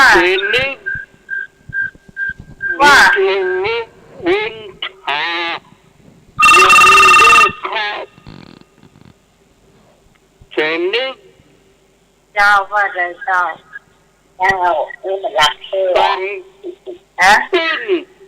รักเหรอเนี่ยก็แม่ไปยังฟังอยู่ว่าไปเลยกับเข้าแม่จะจำที่เฮ็ดลงไปวัดอยู่แม่บุญเตรียมแล้วล่ะเจ้ากินดูด้ครับเฮ็ดลมฟังเฮ็ดลมฟังดีๆเลยยังมันนักขนาดเลยแม่เฮ้ยนักขนาดตอนที่กับมีฉันอยากไปได้ต่อเหมือนนั้นมีสร้างตาเหมือนมีขายบ้านเนาะอยู่น้ำไม่นั่งอ่ะจ้ากาเต้กับมาหันเฮ็ดจังจังวันจ้าละนะเดี๋ยวจ้าเกี่ยนะเดี๋ยวอันนี้มันเกี่ยนะดูวันสองคนวันติดสองคนมาส่งให้วันจันทร์ง่ายๆมาถึงวันเดียวแล้วก็บ้านน้องสาวก็ซ้ำออกเลยเนาะของมัดอีกอ่ะกินไม่กินตัวนึงถ้าอยู่ได้จ้ะนี่คือท่านจะแต่งเนาะเนี่ยไก่กันแล้วไปด่ะเจ้าที่อื่นมาสมไปออกนะป่ะออกบ้านอย่างบ้านน้องสาวเนี่ยประตูบ้านตลอดอะไรจะไหนกันเนาะจักนักอ่ะออกคนเรียนออกแค่ไหนเจ้ามันจะตามมาที่เฮโลมเจ้าเนี่ยก็พอครับนี่ไม่จำไม่จำจ้ะเด็กมาแล้วก่อนเดี๋ยวร้อยที่ดินที่ตายมันมดเนาะแล้วก็ยัดน้ำไว้ บางไฟแดงนะหรอเอาขาปิ้งย่างปิ้งบนขาปิ้งมันแง่หน่อยหอมมันเนาะจ้าอันนี้กับพริกหอมกระโบงเตี้ยมเอาไปตีแล้วก็คั่วเอาก็ได้งวยนี้ได้คั่วนึงมะขามนะในย่านเหรอคั่วเอาหัวบัวนะหัวบัวกระซอยนะนี่ก็คั่วตัวกันนะเจ้าเจอน้ำหน่อยน้ำแง่ตอนนี้มันแง่หน่อยจะหอมเจ้าจะเตรียมไว้ออกมาแล้วตีแล้วละเด็กก็ตีเรียบร้อยละอาจารย์จะนี่จะตีแค่สักหัวมือน้อยๆเนี่ยนี่เราก็ได้ปิ้งเนาะหอสองปิ้งก่อนนี่ก็ได้ยาทำต้องหอสองก็ได้เนาะที่เจ้าเป็นกะปิแล้วก็เล็กหนักนี่ถึงตามตัวตามมันจะแล้วไปแล้วรับไปเลยต้องติดตีนหน่อยเรื่องโง่ตัวนี้เจ้ามันก็แล้วคนกับตีนด้วยใจอย่างว่าจะลดดีหน่อยมากก็ใส่มากก็เลิกไปไม่ต้องใส่ก็ได้เจ้าคนเจ้ากันละเข้ากันมันจะใส่ถ้วยไว้โดยก็ควรจะหอมอ้อยหน้าไว้ในถ้วยนั้นเจ้าละเดี๋ยวละอันนี้ก็กระกับเนาะเจ้าพอมันจะแต่ทีมข้างบ้านขิงก็ขิงว่ะต้องไงครับไม่รู้อย่างอ่ะมันเดียวนี่มะเขือเจ้าพยานักแต่นักหวานเนี่ยนักกว่าล้ำไปกินมาต้อนน้ำเด่นเนาะนะหวานดีสุดสายเนาะเป็นนุ่มๆสักหม้อก็เจ้าแล้วก็คั่วก็ได้ชัวร์มากเนาะผมมีกาแฟปกติเปิ้งว่ะตับที่เจ้าปกติก็ได้เนาะเปิ้งก่อนเปิ้งค่ะเขาจะดีนี่กับเปิ้งเปิ้งนี้ปกติเนาะเจ้าปกติถ้ามีไม่ได้เนาะก็จับได้เปิ้งเจ้าเอาต้มนะเดี๋ยวนี้ก็มีห้องแล้วหนอมีตัวเช่นนั้นอ่ะแล้วมันที่ทันนะว่าที่กับปีกับอันเห็ดที่ดาดอยเนี่ยหมูแม่ไม่ได้ฟังเรื่องแม่ไปดอยเต่าแต่เจ้านี่ไปทำบุญไปเปิ้ลมาต้องมา7 โมงมาปิ้งมาสักบ่าย3 โมงถึงบ้านเราได้ฟังสักอย่างว่าฟังวันนั้นอยู่กับมหาสง่าตอนใดที่12อ่ะ12แล้วเนี่ย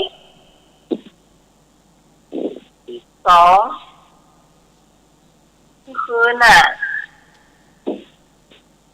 คืนจ้ะตอนใดเนี่ยแม่ได้ฟังหรอนั่นก็แล้วห้านนะเป็นเจ้าค่ะเสียเป็นเจ้าค่ะฟังเราจะหามีอย่างนี้แม่ก็ฟังเหรอจะถ่ายทอดดูมันมีจะได้เนาะยังได้ยินที่12นะบุญเขาไปรับก็บอกเราอยากหาเน่เนี่ยกะว่าเที่ยวบ้านแล้วกันถามไม่หน่อยเลยซึ่งแบบได้เนาะ12เองอ่ะกี่โมงอ่ะคุณชายทอดหมกถุงไปเนาะครับหมกสง่าเจ๋ดีขนาดยอดขาลาดอ่ะ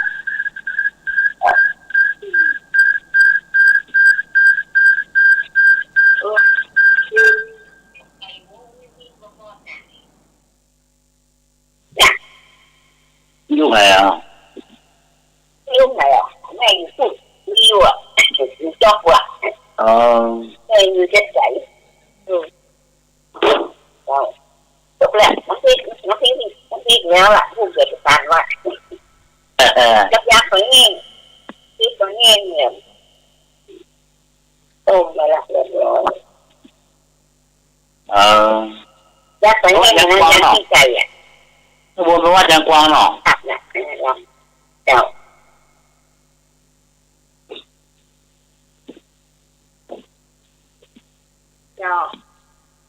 เจ็บลมดีเกลมเจ้าได้หลายเลยสว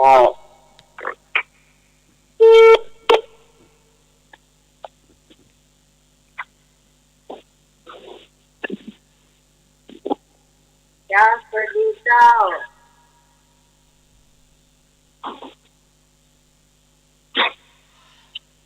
โอ้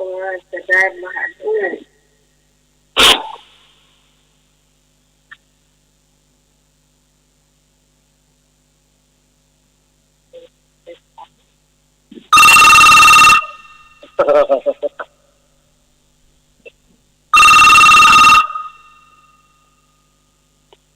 เจ้าสุนึกว่าอะไรพูดถึงมันพูดถึงมันขายวัดปัดชีว่าเนี่ยวัดปัดชีบ้าเขาเรียกพอนี่แหละว่าไม่พูดมาไปไม่วางเลยโอ้โหแล้วคนเรียกพอจ้ะผมจืดได้ยินแล้วชื่อสมนึกอะคนเรียกพอครับมันบอกหมอมันผมขอได้ชีบ้าแมงมัน80คือขีด80 บาทจ้ะว่าได้โอ้อันเนี้ยนี่ดิความเยอะโอ้ความเยอะโอ้คนเรียกพอเนาะความเยอะโอ้ไม่โขงความไม่โขงนี่ควรจะไหน80โอ้เยอะไม่โขง80 บาทโอ้ความไม่โขงนี่ถ้าหยิบมาได้เพราะว่ามันหลายขีดถ้าทำเองมันจะโอ้โหแต่ควรไม่โขงนี่เสียได้80เนี่ยเพราะว่าถ้าไปเทสีขวดเนี่ยขีด1เส้นน้อยๆนะบ้านสมัยซื้อ3 ขีด3 ขีด450กินมาได้ทุกที่วันเนี่ยปมุดอ่ะก็ถ้าจะมดมันได้ของบ้านน้องสาวมาเติมแถมหายไม่นอกเนอะต่อหายนอกมันแม่นี่ว่ะนี่ก็มันแม่เนาะว่าแค่มันปวดหูยาวอันนี้นะครับโอ้ยครับแต่ฉันคนไม่คง80มีทนายเอาหมดเลยอยู่ที่ไหนมันจะหายนี่เป็นแล้วครับอยู่ที่ไหนแมงมันเหรอครับ นี่จะหาเยอะเขาว่าจะหายดีมากเลย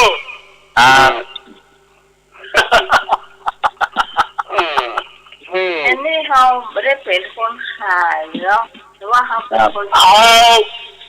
ขาเป็นคนซื้อมาตลอดจะซื้อ450ในต่อมีขายจังหวัดถ้าคนขายจ้ะมาจ้องมาจับไฟมาจับไฟก็เกินเนาะเจ้าเห็นเนาะจับไฟครับยินดีนะครับ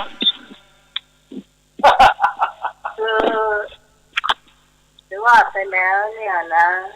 ว่าปฏิทินนั้นก็เราเคยได้ต้องขายที่นั้นคืนละ150ถ้าเป็นแมงทั่วไปเป็นแมงจอนซึ่งที่อย่างไม่ได้สูงกันไม่รู้อย่างนี้ก็ประมาณถุงละ50 บาทก็จะพอกินเลยต่ออันนี้แมงฝะอยู่ในห้างเนาะล่ำอยู่เอามาต้มใส่เกลือให้มันสุกๆก่อนนะต้มใส่เกลือให้มันสุกๆเสร็จแล้วก็เอามาทอดเจ้า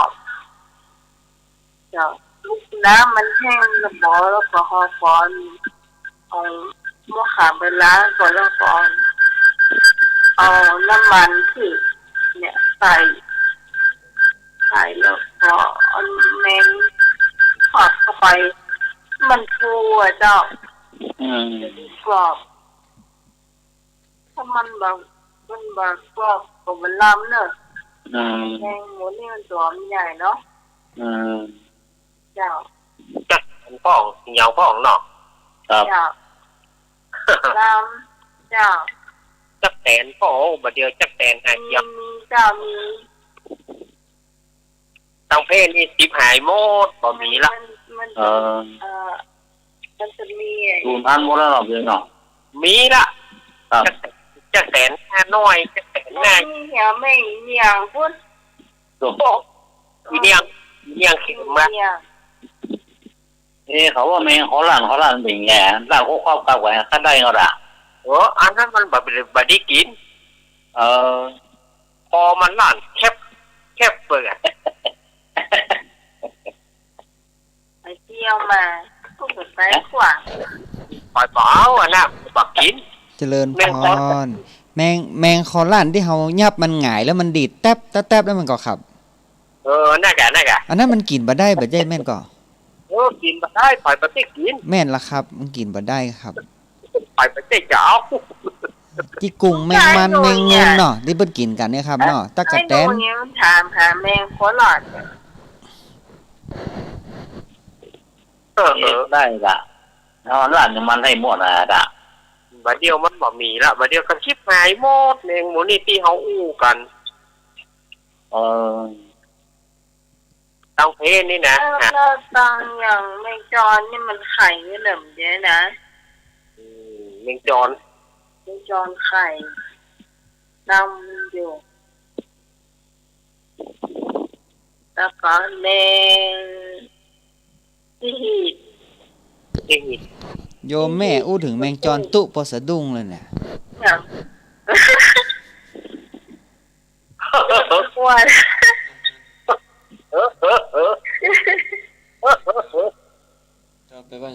กลัวปั้นยับเอาไปคั่วจนก็ไม่รู้แมงจอนแบบแล้ว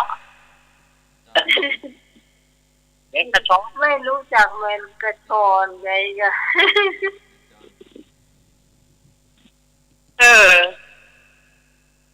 ที่แมงจอนคือตอนมันเต้นเลยค่ะ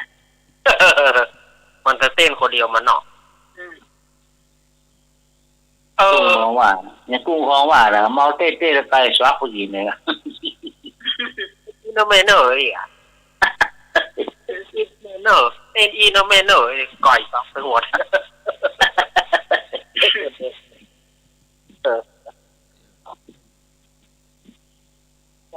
ได้ก็มีเนาะมาแล้ว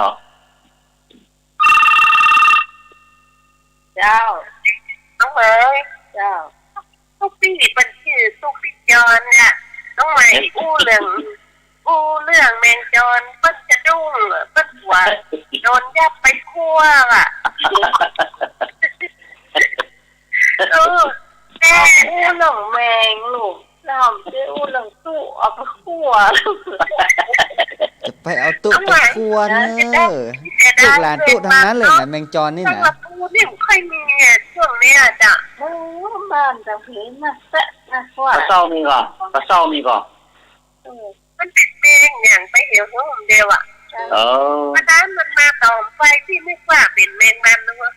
เอาไปมาเป็นมดตัวใหญ่ๆเลยเดียวอ่ะต่อไฟซื้อก็เสื่อมที่หามีว่ะตู้จะได้ตู้จะถามว่าแมงมันนะเขาว่าไม่ว่าเป็นแมงมันต่อไฟเอาไฟเดี๋ยวนี้เขาจะไปเช็คตำเสาไฟฟ้ากาที่มันออกมาเมื่อคืนเนี่ยเนาะอย่างไปเนาะไปเรื่องเขาบอกว่าเป็นข้อหาคุณตั้งได้เยอะค่ะอย่างบ้านน้องสาวเนี่ยตอนแรกเนี่ยแฟนมันรู้เจ็บแฟนเป็นคนไทยอ่ะเจ็บสงสารมันเนี่ยค่ะแล้วก็การน้องสาวว่าปีก็ชอบกินแม่ก็ซื้ออย่าเจ็บจนงานเราก่อนถ้าบะเจ็บในคนหนึ่งเป็นเจ็บเลยเนาะเจ็บแค่ถึง2 ขีดทุกอ่ะน่ะไอ้รถเนาะน่าจะ2 ขีดที่มันเส้นน้อยนะทอนไอ้เด็กก็ว่าทุกคนไอ้โขงนี่มันใช่นะไม่โขงนี่มันจะใส่เลยปากนะไม่ได้เพราะพวกเจ้าถ้าขีดอันไม่โขงนี่มันหลายขีดแล้วจ้าน้องไหมเจ้าขอบคุณใจทอนเจ้าครับ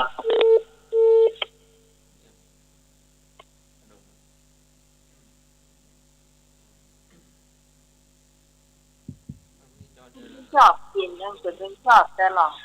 น้องไหมไม่ชอบจ้ะปีนี้เสื้อที่กินเสื้อนึงเนี่ยหลวงพี่จอนจะทำขนมเนอะขนมพื้นเมืองวันศีลวันตาลเป็นมาตรฐานคนเมืองแต่ประเดี๋ยว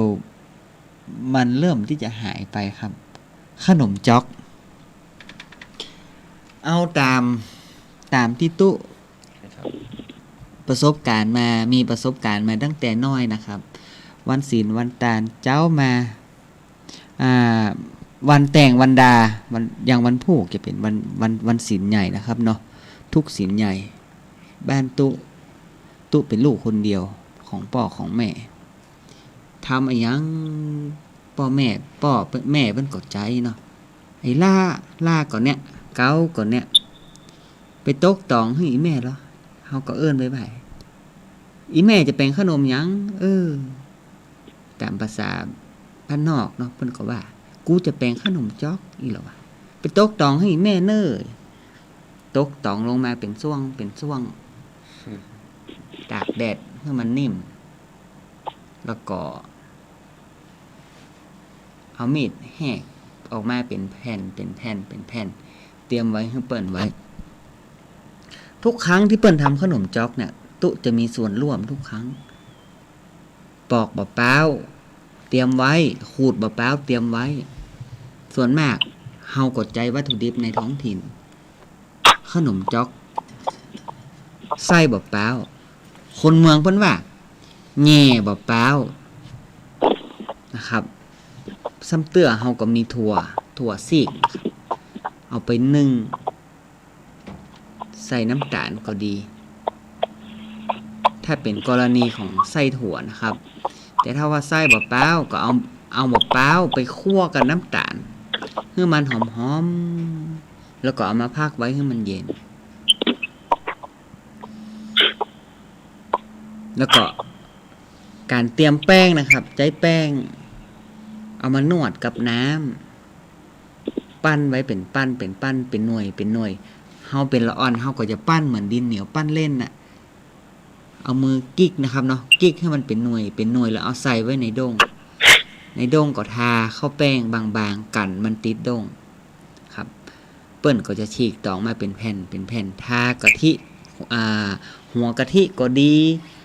ซ้ำเตื้อบ่ให้มีก็เอาน้ำมันพืชทาบ่ให้มันติดตองเวลาเอาไปนึ่งเปิ้นก็ยังมาพับเป็นจ๊อกแล้วเอาไปนึ่งส่วนไส้นั้นก็เอามาใส่ในแป้งที่ปั้นเป็นหน่วยเอามากดให้มันเป็นแผ่นกลมๆบางๆนะครับแล้วก็เอาไส้เข้าใส่ปั้นขนมจ๊อกแปลว่าห่อลักษณะการห่อที่มันมีการจับมุมตองจนหากันพับให้มันเป็นรูปทรงพีระมิดเป็นที่มาของคำว่าจ๊อกลักษณะคล้ายๆกันยุ้มขึ้นนะครับถ้าเป็นเสื้อเป็นผ้าก็จ๊อกเสื้อจ๊อกผ้าคล้ายๆกันนะครับอันนี้เป็นขนมง่ายๆที่เราสามารถทำกันได้ถ้าเราการมางามนี่นะมันก็จะมางามเนี่ยแม่นแล้วครับแม่มันน่าจะมางามมันจะเบี้ยวครับแม่มันจะเบี้ยวแล้วเวลาเราเอาเรียงในซึ้งอ่ะมันจะบ่งามออกปากก็จะมางามเลยครับแต่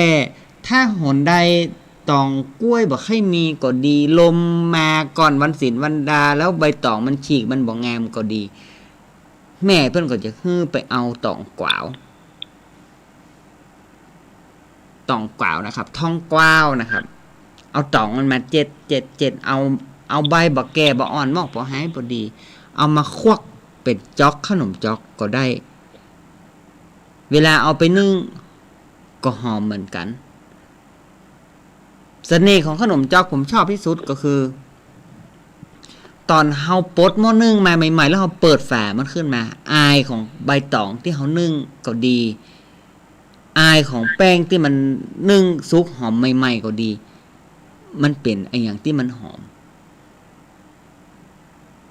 นะครับสองแม่ลูกก็จะแบ่งกันอย่างนี้ทุกศีลแต่ขนมจ๊อกของต่างจังหวัดของแต่ละที่มันก็บ่เหมือนกันในเรื่องของไส้มันขอศรัทธาญาติโยมทั้งหลายช่วยแชร์ประสบการณ์ทางบ้านท่านแบ่งขนมจ๊อกกันอย่างใดพ่องขอเรียนเชิญครับ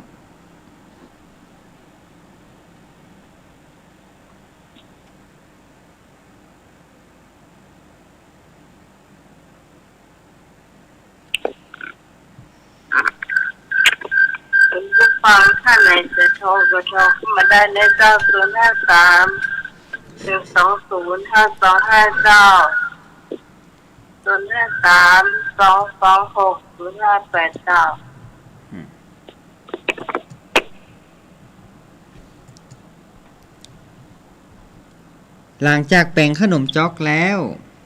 บางครั้งการคำนวณผิดพลาดแป้งมันเหลือนักไส้มันมดไปเห็นล่ะจะเงี้ยจะได้ต่อเปิ้นก็เอาแป้งไปสูนกับน้ำตาลก็ดี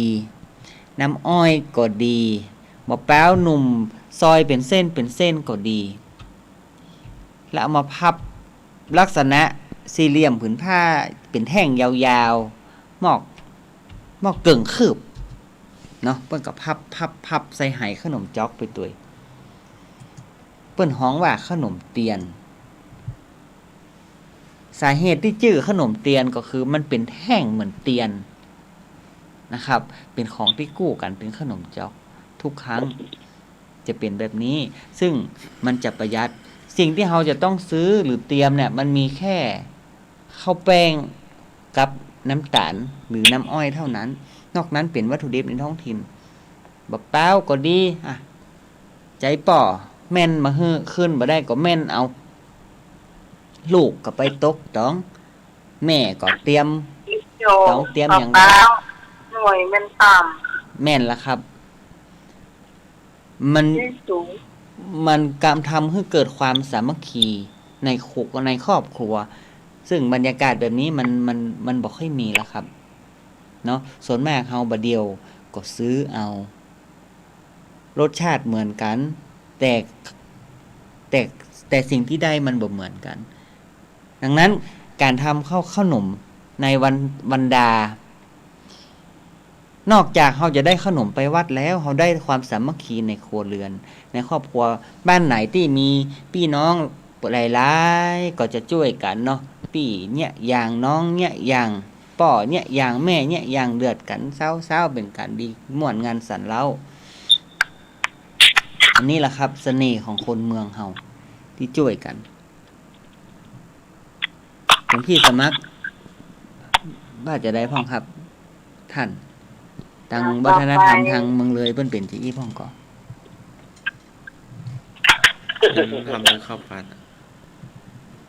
อะไรนะข้าวปาดข้าวโพดเหรอข้าวปาดข้าวโพดเป็นลักษณะของเอาข้าวโพดดิบมาฝานแล้วเอาไปเคี่ยว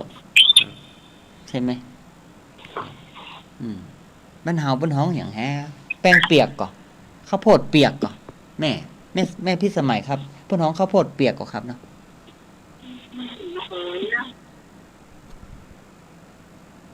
ว้าวเคยกินอย่างนั้นสมัครอ่ะแต่ตั้งเมืองเฮาก็มีนะครับเป็นลักษณะของเอาข้าวป้างดิบเนาะที่มันใกล้ๆจะแก่เนี่ยเปิ้นจะเน้นเอาข้าวป้างข้าวหนึ่งข้าวป้างก็คือคนตังเชียงใหม่เปิ้นจะฮ้องข้าวสาลีดอยเนาะแต่คนตังแม่เสลียงเปิ้นฮ้องข้าวป้างเปิ้นจะเอามาฝานครับฝานแล้วก็เปิ้นก็เอาไปใส่หม้อแล้วก็ใส่น้ำกะทิลงไปหน่อยนึงใส่น้ำตาลลงไปเอาเกลือตัดไปหน่อยนึงแล้วก็เอาไปต้มครับต้มแล้วยางของข้าวป้างหรือข้าวสาลีดอยเนี่ยมันจะออกมาแล้วมันจะเหนียวกันติดกันหมอกนัวเนี่ยครับภาษาอีสานเปิ้นฮ้องนัวอีเนาะเฮาก็ยืมของเปิ้นมาใช้บางบ้านเปิ้นมีสาคูก็เอาสาคูเติมลงไปแม่ครับมันเป็นจะอั้นแล้วก็เอามาตักกินคล้ายๆขนมสาคูนะครับสาคูกะทิประมาณนั้นเป็นการเอาวัตถุดิบในท้องถิ่นมาประยุกต์แปลงเป็นข้าวนมข้าวต้มไปให้ลูกให้หลานกินไปตามสู่กันตามภาษาเพื่อนบ้านในวิถีของชนบทหรือว่าวิถีของคนบักเก่าอันนี้เป็นสิ่งที่ดีที่ควรจะอนุรักษ์ไว้นะครับน้องแม่เนาะจ้ะตอนต่อไปเราจะมาเล่าแจ้งบ้างน้อยหนึ่งนะเจ้าทุ่มไปแล้วจ้ะลืมเกียรติแล้วเราก็เรื่องตลกถ้าสมัครมีก่อไอ้หน่วยมีก่อนี่ก็ไปฟังเทศเนาะจันทร์พระครูปัญญาเทศศรัทธานาคเนาะครูบาอาจารย์พระสงฆ์สามเณรเนาะ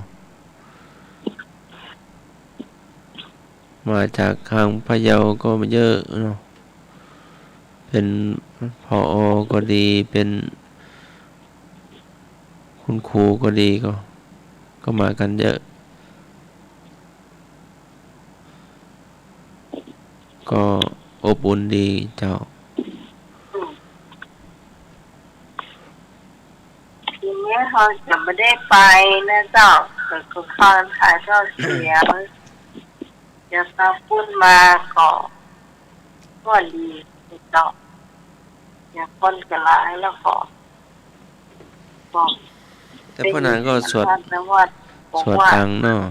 เล่นระยะห่างหน่อยจ้ะคุณจะใช้ชิ้นนักเนาะ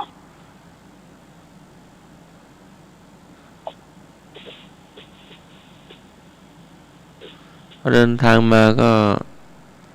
หลับไปเลยเนาะ ฝนก็ตกตัวเนาะมาแวะบ้านลุงจากที่สัมปะตองเนาะอันแวะกาดทาตัวก็กาดอะไรนะอยู่ข้างหาอยู่ลำพูนกาดบ้านทานั่นแหละกาดบ้านทาตัวเนาะเรียนจะเป็นหนุ่มว่านะคะแห่งบ้านก็มีจะต้มได้ซื้ออ่ะกาดบ้านทาค่ะเนี่ยลูกลำปางมามันยอมบอกมันยอมพี่ว่านั่นแล้วครับกาดบ้านทาเตียวไก่แม่ไก่มันแมงมันแม่ไก่แมงมันเอื้อนใส่ตู้เอาแมงมันก่อหรอปูดโทษตู้เตียวบวยบ่บวยนี่อินดูมันล้ำแต่เดียวโยมจะคว้าฮื้อเนออีหล่อโปโทษพี่หนุ่มว่าก็ถามโยมปีตลอดนะว่าเอามาแบ่งกันฟ้องไก่ไก่หรอ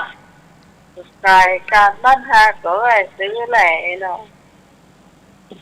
เราก็ถามว่ามิ่งก็แมงมันมีเปล่าแบบได้ซื้ออยู่เอ้ย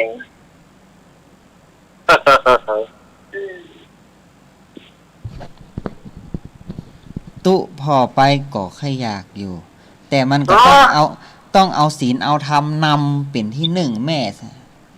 ต้องเอาศีลเอาธรรมนำเป็นที่หนึ่งถ้าเปิ้นเอาไปถวายได้ฉันได้อยู่แม่นล่ะครับถ้าเปิ้นเอามาถวายเฮาบ่ได้ฮู้บ่ได้หาในอย่างนี้บ่ได้ตั้งใจเจตนาที่จะสั่งเอามานี่ก็ได้อยู่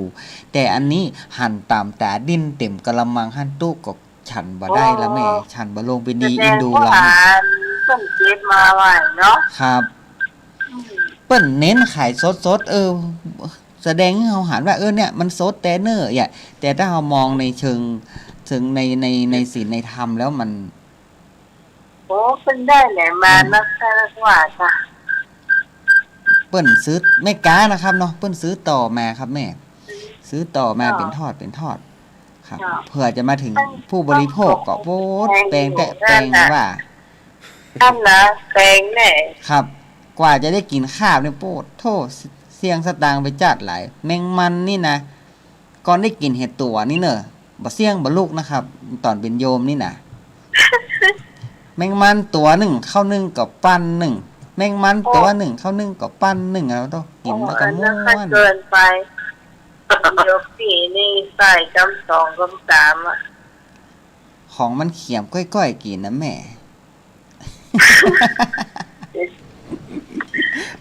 ก็กินตั้งแต่วันจันทร์ถึงวันศุกร์วันเสาร์วันนี้ก็หาหมดวันแน่นี่วันนี้แต่ว่าเสียมีแมงจอนแมง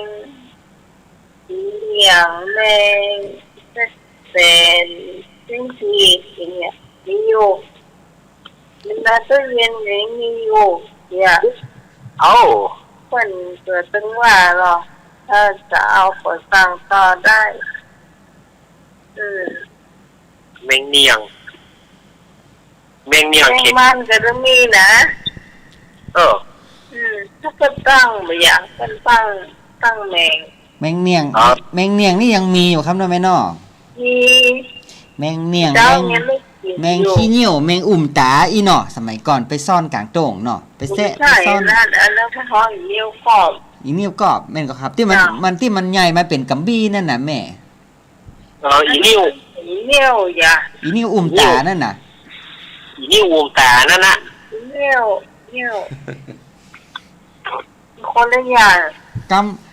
มันมีที่ทานบักเก่า2พ่อลูก2ผัวเมียเอาลูกไปปล่อยในป่าอีมันก็ครับตำนานแมงอีนิ้วนี่อันนี้ผมก็บอกเหมือนกันผมเคยได้ยินคร่าวๆตามเต้าที่พอจะจำได้เนาะผิดถูกจะได้ก็คือคำแนะนำหรือว่าเสริมได้นะครับเนาะว่า2ผัวเมียตุกยากลูกเกิดมาเปลี่ยนปดใจตุกยากบ่ฮู้จะเอาหยังมาเลี้ยงดีก็เอาลูกไปปล่อยในป่าเตียวไปถึงป่าห่อข้าวห่อหนึ่ง เอาลูกไปปล่อยบอกลูกว่าจุลูกว่าลูกล่ารออีแม่อยู่นี่เนอใครอยากกินข้าวก็มากินข้าวหอนี่ความตีลูกฮักพ่อฮักแม่เจือฟังก็นั่งรอจนหอข้าวพอเสียงพ่อแม่ก็บอกปิกมาเตือก็พอมันมดห่อข้าวนั่นก็บ่ฮู้จะกินอย่างเหลียวไปซ้ายเหลียวไปทางขวามีหน่วยไม้หน่วยตอกก็เริ่มกินหน่วยไม้หน่วยตอกเริ่มหัดขึ้นต้นไม้ต้นตอกไก่เป็นแมงแมงอีหุยไปเนี่ยแมงอีหุยบ้านเฮาเนี่ย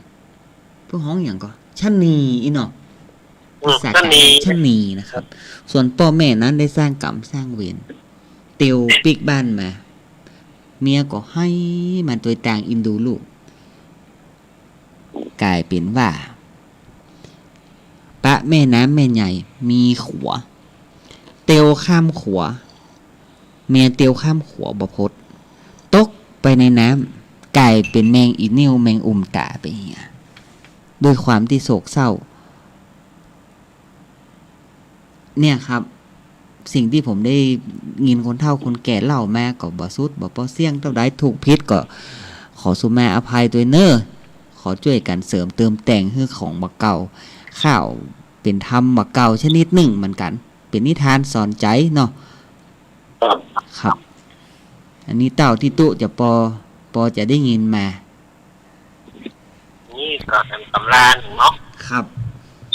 แต่ส่วนมากสมัยแต่ก่อนเพิ่นจะเล่าให้ลูกให้หลานฟังเนาะเรื่องการฮักกันภายในครอบครัวกันกตัญญูรู้คุณบุญคุณพ่อแม่บรรพบุรุษนะครับเนาะเป็นสิ่งที่เฮาละบ่ได้ก็เหมือนตุเนี่ยก่อนที่ตุจะมาบวชเป็นตุเนี่ยตุก็เสาะว่าหากินไปเนาะบ่ได้สนใจหยังสักอย่างหับปากพ่อแม่ไว้ว่าเห็นหนังสือแล้วจะบวชเป็นตุเฮอเนอจบปริญญาตรีมาก็ได้ไปเนี่ยการไปสมัครงานเนี่ยการกรุงเทพกรุงนาต่างจังหวัดเกือบค่อยประเทศอยู่มาวันดีคืนดีตัดสินใจวันที่18เดือนแล้วที่ผ่านมาเนื่องจากเดือนก่อนวันที่27มีนาป้าเสียได้เสียชีวิตลงไปก็ได้ไปหันสิ่งที่เป็นสัจธรรมว่าคนเฮาเนี่ยยามอยู่ด้วยกันก็ฮักกันไว้พ่อแม่ใครอยากกินหยังก็หาให้กินใครหันอันหยังก็ป้าไปแอวป้าไปพอป้าของสวยๆงามๆเสื้อผ้างามๆก็เซาะให้นุ่งให้ใส่บางคนก็บ่ใจจะอั้นเมาก็ห่วงการห่วงงานห่วงอันยังก็บ่ฮู้ที่มันบ่เป็นสาระแก่นสารลืมจะว่าลืมก็บ่ใจก็ยังมาพออยู่แต่ว่าก็บ่ได้ดูแลอย่างสมบูรณ์แท้ทีนี้พอเปิ้นหมดลมหายใจลงไปลูกก็มานั่งให้เนาะไปเซาะเอาในแหมห่อเข้าไปเป็นลำรถก็ไปเซาะหาพ่อหาแม่บ่ปะละเปิ้นนอนเปิ้นไปแล้วนี่โอ้มานั่งเสียใจว่าบ่ได้ซื้อนั้นให้อีแม่กินเตื้อบ่ได้ซื้ออันนั้นให้นุ่งเตื้อบ่ได้ปาไปแอวหั่นเตื้อเวลามันหมดไปแล้วเซาะหาไหนบ่ได้แล้วนะครับนี่เน้อแม่เน้อขันข้าวเอาไปยองไว้บนหีบกินได้กินก็บ่ฮู้เนาะพอถึงเวลาวันส่งศพเสียศพบวชจุงสังขารนะครับเนาะก็บ่ได้ฮู้รับฮู้อีหยังไผจุงไผบ่จุงก็บ่ฮู้ตุเกิดว่าจะอีนะวันที่18เมษายน18เมษายนที่ผ่านมาตอนตี 3ตุก็ได้ตัดสินใจมานั่งพิจารณาหมู่นี้ว่าถึงเวลาแล้วพ่อก็70แม่ก็66ลุงก็83ป้าก็ม่องไปละตุก็เลยว่าเอาละ จะตัดสินใจบวชละโดยที่บ่ได้สละการงานสละทุกสิ่งทุกอย่างบวชคือพ่อคือแม่โดยที่บ่มีข้อแม้ครับผมก็เลยบวชเพราะว่าอยากจะให้เปิ้นหันบุญผ้าเหลืองตอนที่เปิ้นยังมีลมหายใจยังดีกว่าเปิ้นหมดลมหายใจแล้วเฮาไปจูงเปิ้นบ่ได้รับรู้หยังเฮาสัมผัสได้คือเปิ้นสัมผัสได้ด้วยหูได้ตาด้วยสิ่งที่เปิ้นสัมผัสได้แก่นแท้ของการบวชบ่ได้ใช้เงินทองอะไรอย่างมากมายมีผ้าไตรจีวรบาทอัฐบริขาร8แค่นั้นนอกนั้นเป็นแค่เปลือกหรือว่าองค์ประกอบเสริมตามฐานะของแต่ละคนมีสตังค์หน่อยก็มีปอยเนาะมีมหรสพตั้งเนื้อเฮาก็ซอไอ้เนาะครับเนาะมีซอถ้าเป็นดังภาคกลางก็มีแหล่ห้องขวัญหน้ากันตามกำลังตามฐานะของแต่ละท่านไปแต่แก่นแท้ของพระพุทธศาสนาก็คือชุดอัฐบริขาร8แค่นั้นอาตมาภาพขอแค่นั้นงานบวชของตุ๊ก็เลยเป็นงานบวชที่เงียบๆมีเฉพาะญาติพี่น้องมีเพื่อนสนิทที่เปิ้นฮู้ก็ได้รับการเมตตาจากพระอาจารย์สมัครเป็นธุระจัดการให้ทุกเรื่องต้องโมทนาบุญกับท่านบุญวาสนาได้มาพบมาเจอกันช่วงต่อไปเป็นช่วงเยอะขออนุญาตช่วงต่อไปนะครับช่วงอะไรเอ่ยช่วงอะไรเอ่ยแม่ช่วงคำคมช่วงอะไรเอ่ยอะไรอย่างเอ่ยปริศนาคำทายล้านนาตายกำเมืองนี่แหละครับวันนี้ตุ๊จะมาถามว่าเป็นภาพหายไปไหนลุยหายไปไหนอ่ะครับฟังอยู่ครับวันนี้ตุ๊จะมาถามว่ามีก้นบ่มีหูมีหูบ่มีหน้าคำใบ้ตุ๊จะใบ้ให้หน่อยหน่อยเป็นภาชนะ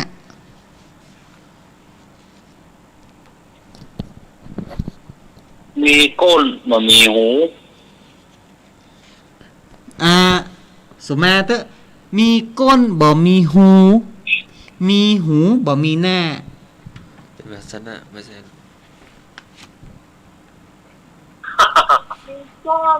เป็นภาชนะมีโปแกงทุกอย่างมีก้นบ่มีหูมีหูบ่มีหน้าทุกอย่าง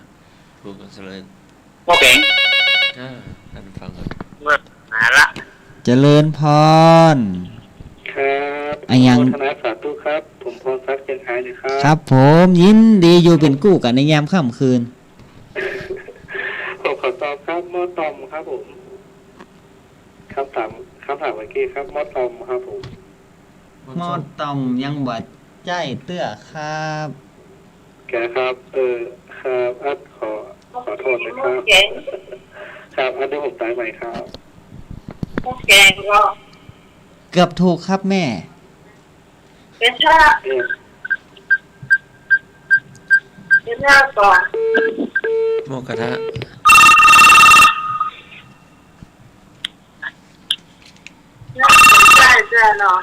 หม้อกระทะถูกแต่ถูกบ่หมดตามกำเมืองครับหม้อขางอันนั้นเนาะหม้อขางอันนี้ถูกต้องเลยครับหม้อขางมีก้นบ่มีหูมีหูบ่มีหน้า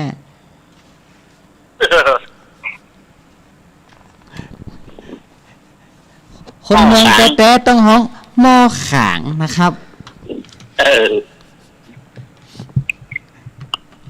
แต่เขาใกล้ได้มาขาควงหรอครับผมขวางเหี้ยมได้นะโปรแกรมของเก่าติ้วไปเห็นแล้วครับ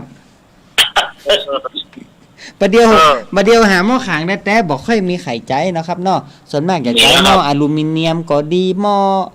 สารพัดอะครับเป็นภาชนะก่อนเป็นขางได้หรอครับหม้อก่อนเป็นขางแต่ครับมีก้นนะครับมันบ่มีหูครับองค์เขาลงไปจะอันละ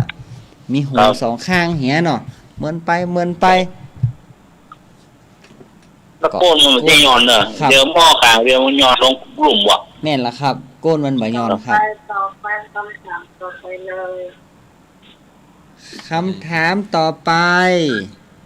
เวลายังมีอยู่นิดหน่อย4 นาทีคำถามต่อไปนะครับหรือว่าจะช่วงอำลาเลยลาเตื้อแม่ยังติดลมอยู่เนาะลาเตื้อเพราะว่าเพิ่นสิเวลาปล่อย10 กว่านาทีผู้นี้ต้อง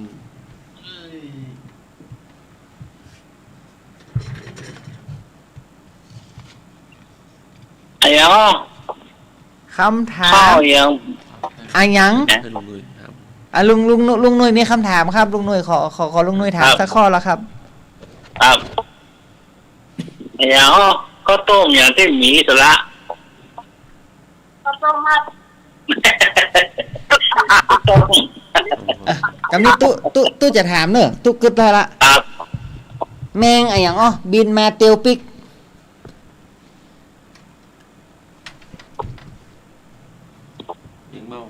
แมงมันมาได้เตียวแล้วครับยับใส่บอกให้แล้วนั่นอันตะกี้ได้ยินกันว่าจะได้ก็แบนแล้ว80เหมามดอิ่มใช่กะครับบินมาเตียวปิกบินมาเตียวปิกตอมไฟอยู่ฮะนะแบงเมาฝนตกก็แม่แบงเมาแมงเม่าแม่นแล้วครับแมงเม่าถูกต้องครับบินมาแต่แล้วมาตอมไฟแล้วพระเจ้ามามีกะปิกอะครับไปไหนกันบอกว่ามันยังไงมันเตียวปิกอะนั่นจ้ะโดนครับผมวันซักเชียงรายนะครับขอตอบแมงเม่าครับแมงเม่าครับถูกต้องครับแต่บัตรตันแล้วครับบัตรตันลุงแล้วครับ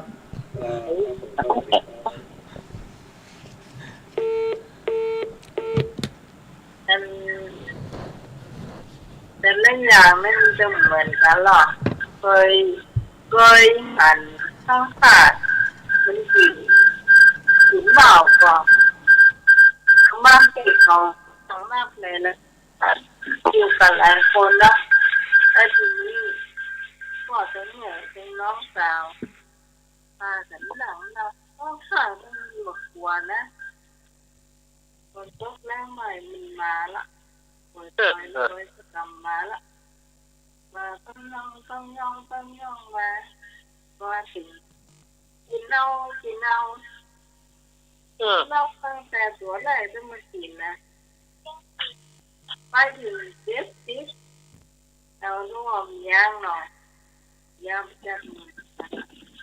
ก็เดี๋ยวกินต่ออยู่ตามไปถึง112 ตัวป้าโทษ112 ตัวนี่ก็ไปกินนั่นน่ะอันนั้นที่จะปิ้งเลยไว้ที่จะพายจะเป็นที่มันจะมีที่มันละก่อน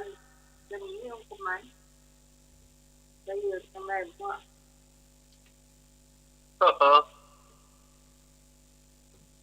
เนี่ยรถยังมีล้อลอตเตอรี่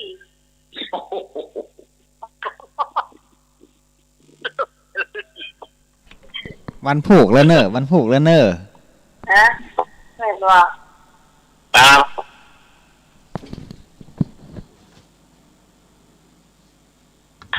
ไอ้ยอไม่ยิงจ้างมันยังไม่ยิงมาสอบมันยังไอ้ยอไม่ยิงมาสอบมันยังวันผูกนี่นะวันผูกนี่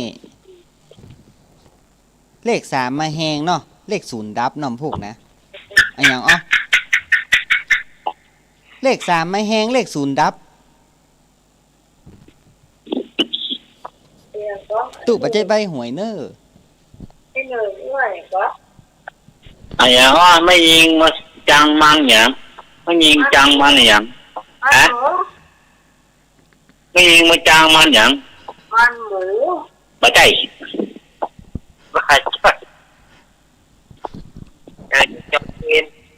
ไม่ยิงจังมันอย่างมันอ้วนไม่ใช่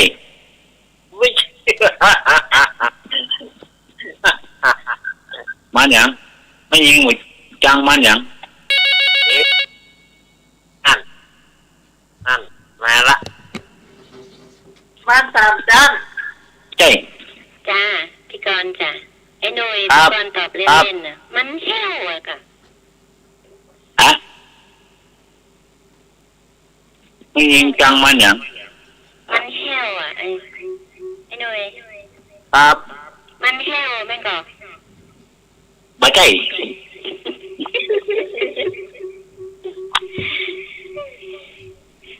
ไม่ใช่ไม่ยิงจังมันอย่างนึกมาพูดแต่มันนะบัดใจนั่นนะกำนันเป็นผู้ช่วยมันหมดเนาะเจ้าของตัวเองไปนี่อันนี้เจ้าใส่เสียนะวันละนิดกินแผ่นใสไม่ใช่ไม่ใช่วะครับคือไม่ใช่เด้อจังวันนะครับมีคนตอบประจำเดือนยังไงไม่ยิงจังวันอย่างจังวันแก่วันเท่าครับวันอย่างครับจังวันแก่วันเท่าครับผมใช่อย่างใช่ก็อย่างขอโทษด้วยครับครับขอบคุณครับผมจะเลยแล้วเหรอมันคือหัวเราอันนี้ต้องถามนี่นะมันเลือก3เนอะ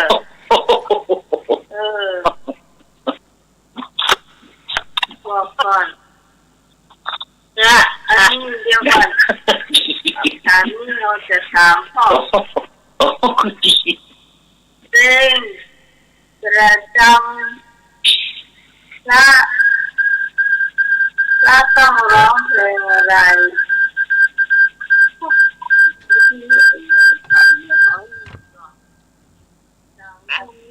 ว่าไม่หรอกพี่ว่าอย่างก็และต้องร้องเพลงอะไรพระต้องร้องเพลงอะไรล่ะต้องร้องเพลงอะไรพระฉันเพลได้ตอนนี้มันได้ท่าละ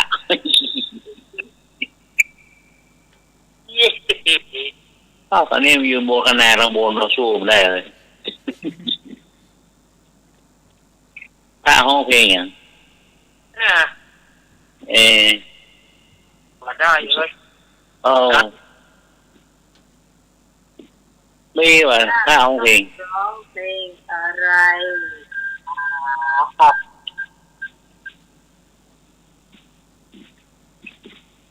อุสราทำไม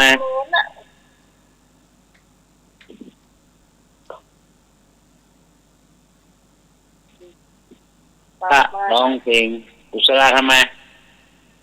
โอ้ยมันตายแล้วเลย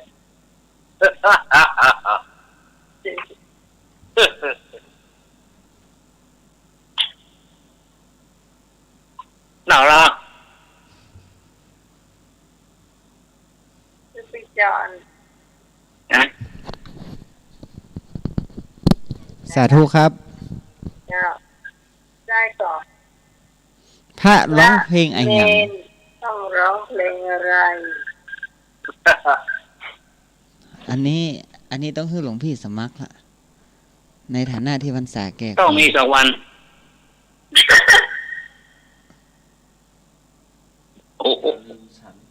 อย่าลืมฉันใช่ไหม อย่าลืมฉันนี่ จะลืมฉันก็ แม่นก็หาอย่าลืมฉัน วันนี้วันศีล อ่ะ อย่าลืมฉัน อ๋อแน่ แม่นแล้วหนู แน่เรียกว่าต้องมีสักวันนี้ใช่ไหม อย่าลืมฉันน่ะ เตรียม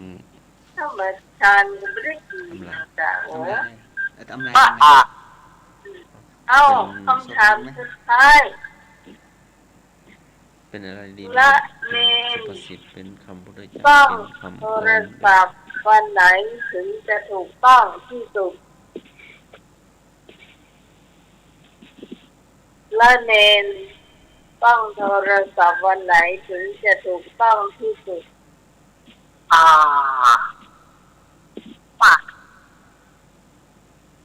ถ้าเรียนโทรศัพท์วันไหนถูกต้องอีกอ่ะ 1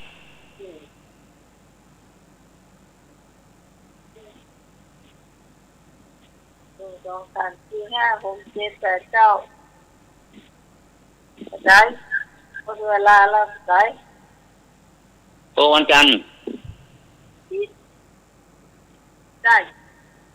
โทรวันพุธ วันได้ โทรวันไหน จะโทรวันไหน ทุกท่าน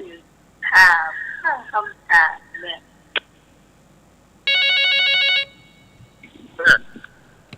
ละมา ค ละ รับผม ครับผมขอตอบคำถามครับผมครับ พระเห็นว่าพระโทรวันไหนที่จะถูกต้องที่สุดเหรอครับ เจ้า ครับผมขอตอบว่าโทรได้ทุกที่ตอนต้นทำสมาธิครับ พุทโธพุทโธพุทโธพุทโธครับ โทรวันไหนเหรอ พุทโธพุทโธ โทพุทโธ โทรวันไหนโทรวันไหน วันพุธ พุทโธครับ พุทโธ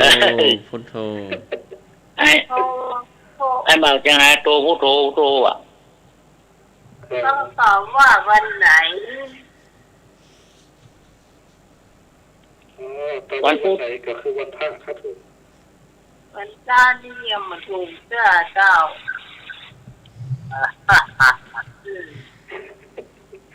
ดูมือต่อวันพุธ ถ้าตอบว่าวันพุธนี่ถูกต้อง พุธก็ต้องโทรเนาะพุทโธเนาะ พูดถูกต้องอ๋อเหมือนนะครับพุทโธเนาะครับ เจ้าพุธจะโตเนาะอีกแค่ ครับผม เจ้าอันนี้เป็นตอนที่จะต้องลากันแล้วเจ้า สุขตายได้ก่อน ฮะ สุขตายน้อยได้ก่อนครับ ได้ ครับ มีเป็ดหู2 ขาลำบากนักหนาเอาขาซุกหู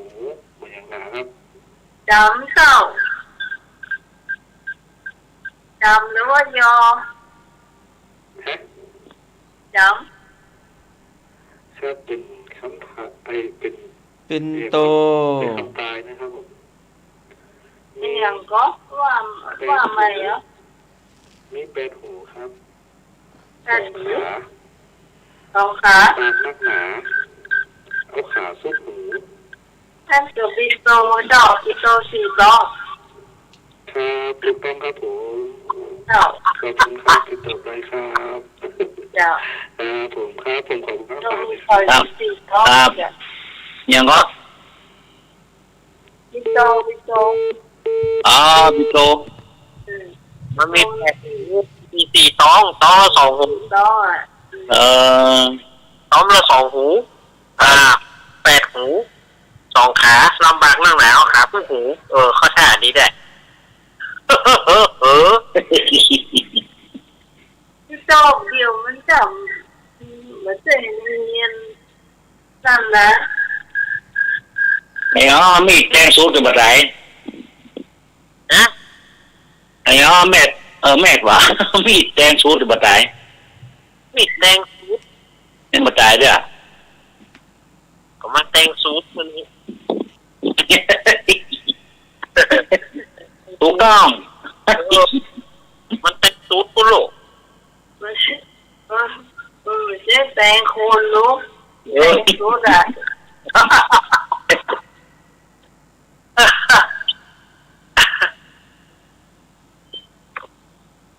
เพราะดูท่านสมัครเจ้าลาเลยผู้งานใหญ่ครับครับผมอาจารย์มกสมุทรวิศวะนะครับเมตตาเวลาครับพระสงฆ์ทุกองค์นะครับผมครับก็นำมาเกษียณทุกท่านนะครับดีที่สมัยนะครับผมครับร้อยสาวครับผมเจ้า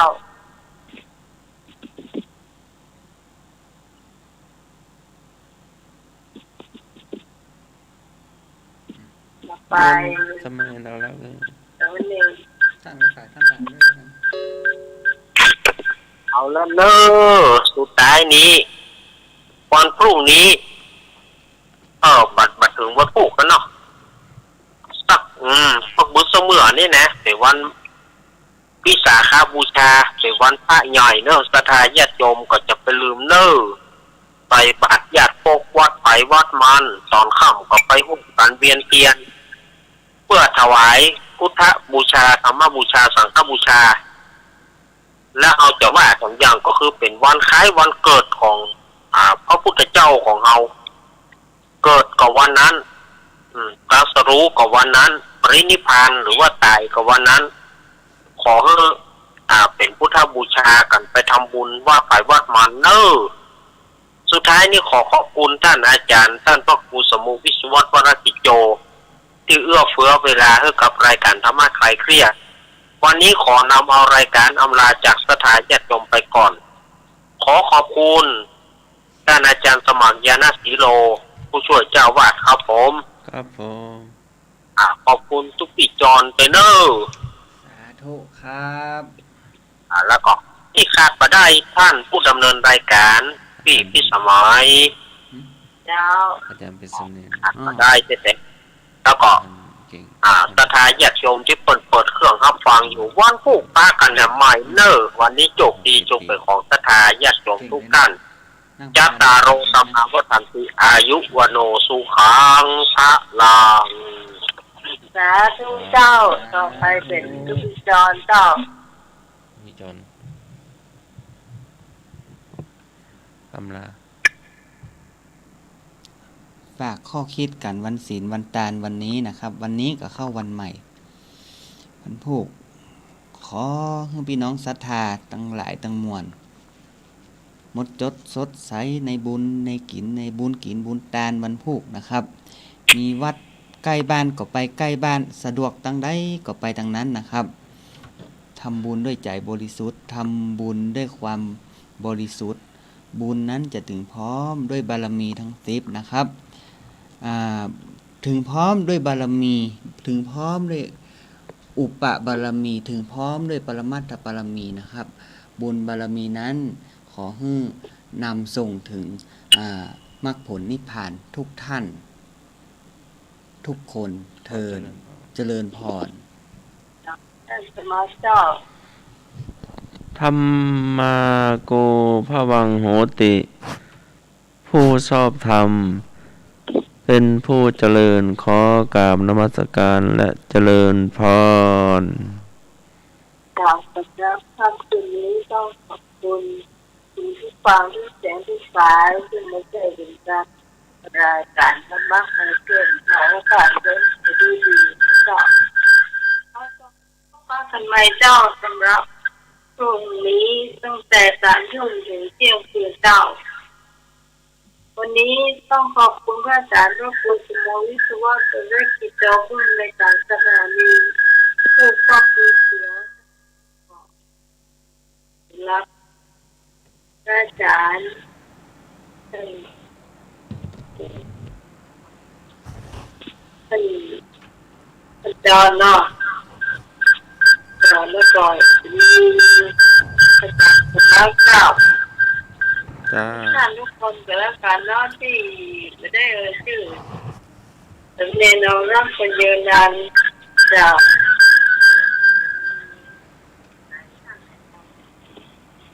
พรุ่งนี้เราจะมาพบกันใหม่เจ้าซึ่งชอบรายการนี้เรียนรู้ที่ตามกันต่อไปนะเจ้าสำหรับวันนี้พระเจ้าพิสมัยสุริยดอนชาวบ้านร้อนตาลเมืองเมืองแก้วเมืองเมรินตาคนลูกตาเป็นเหมือนไอ้ยีสารดีเจ้าหนุ่มเจเจ ครับ อำลาเด้อ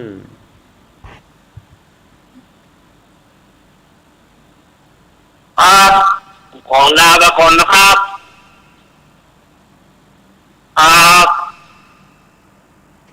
จ้า จะน้องมึงนะครับ เจ้าเจริญพร จะโจเอาเหมือนกันนะครับทุกตนทุกองค์เลยครับผมขอลาประคนนะครับสวัสดีครับ เจริญพร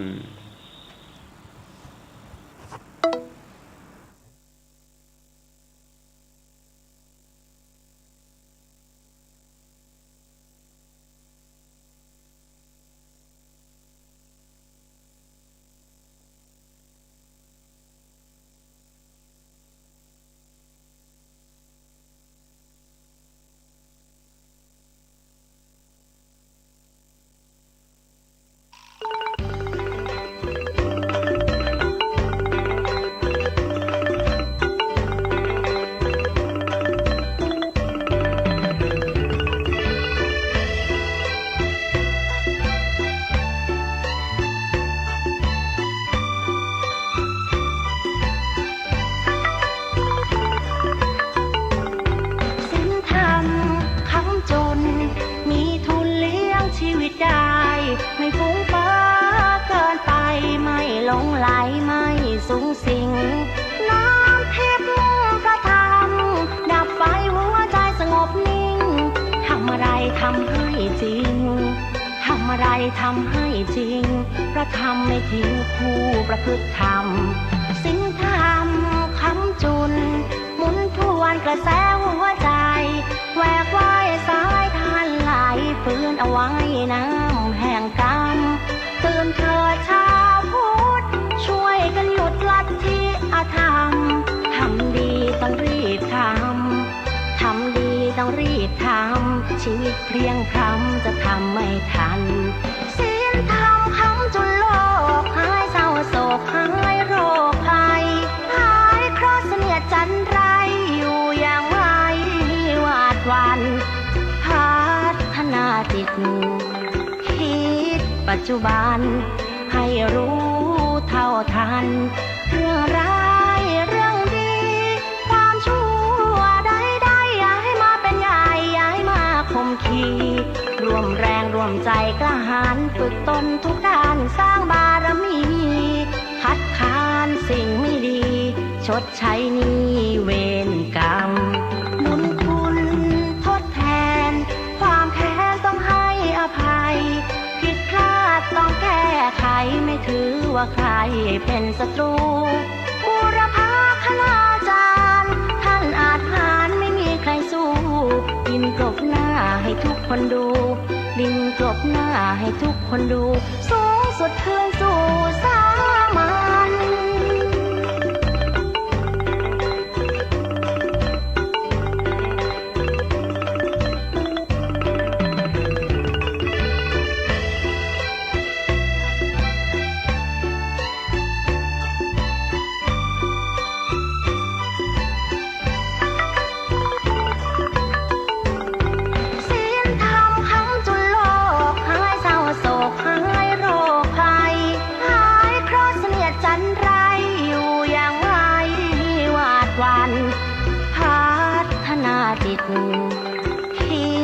ปัจจุบัน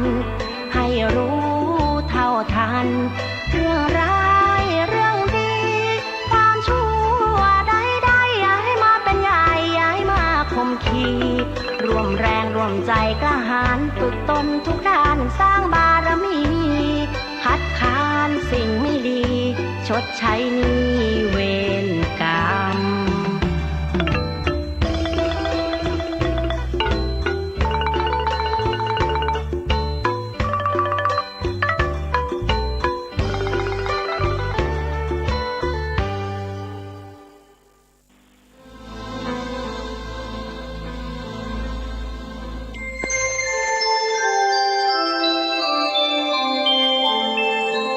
ขณะนี้ท่านกำลังฟังสถานีวิทยุกระจายเสียง FM 104.5 เมกะเฮิรตซ์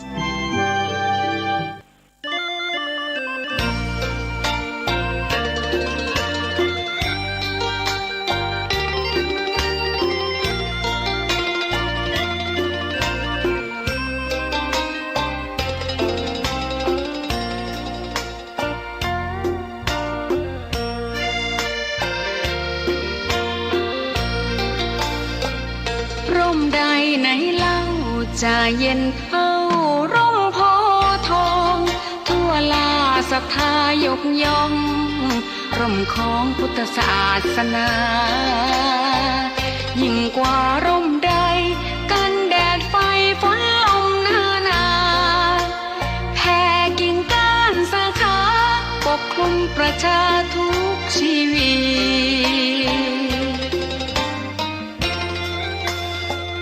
เย็นใดไหนเล่า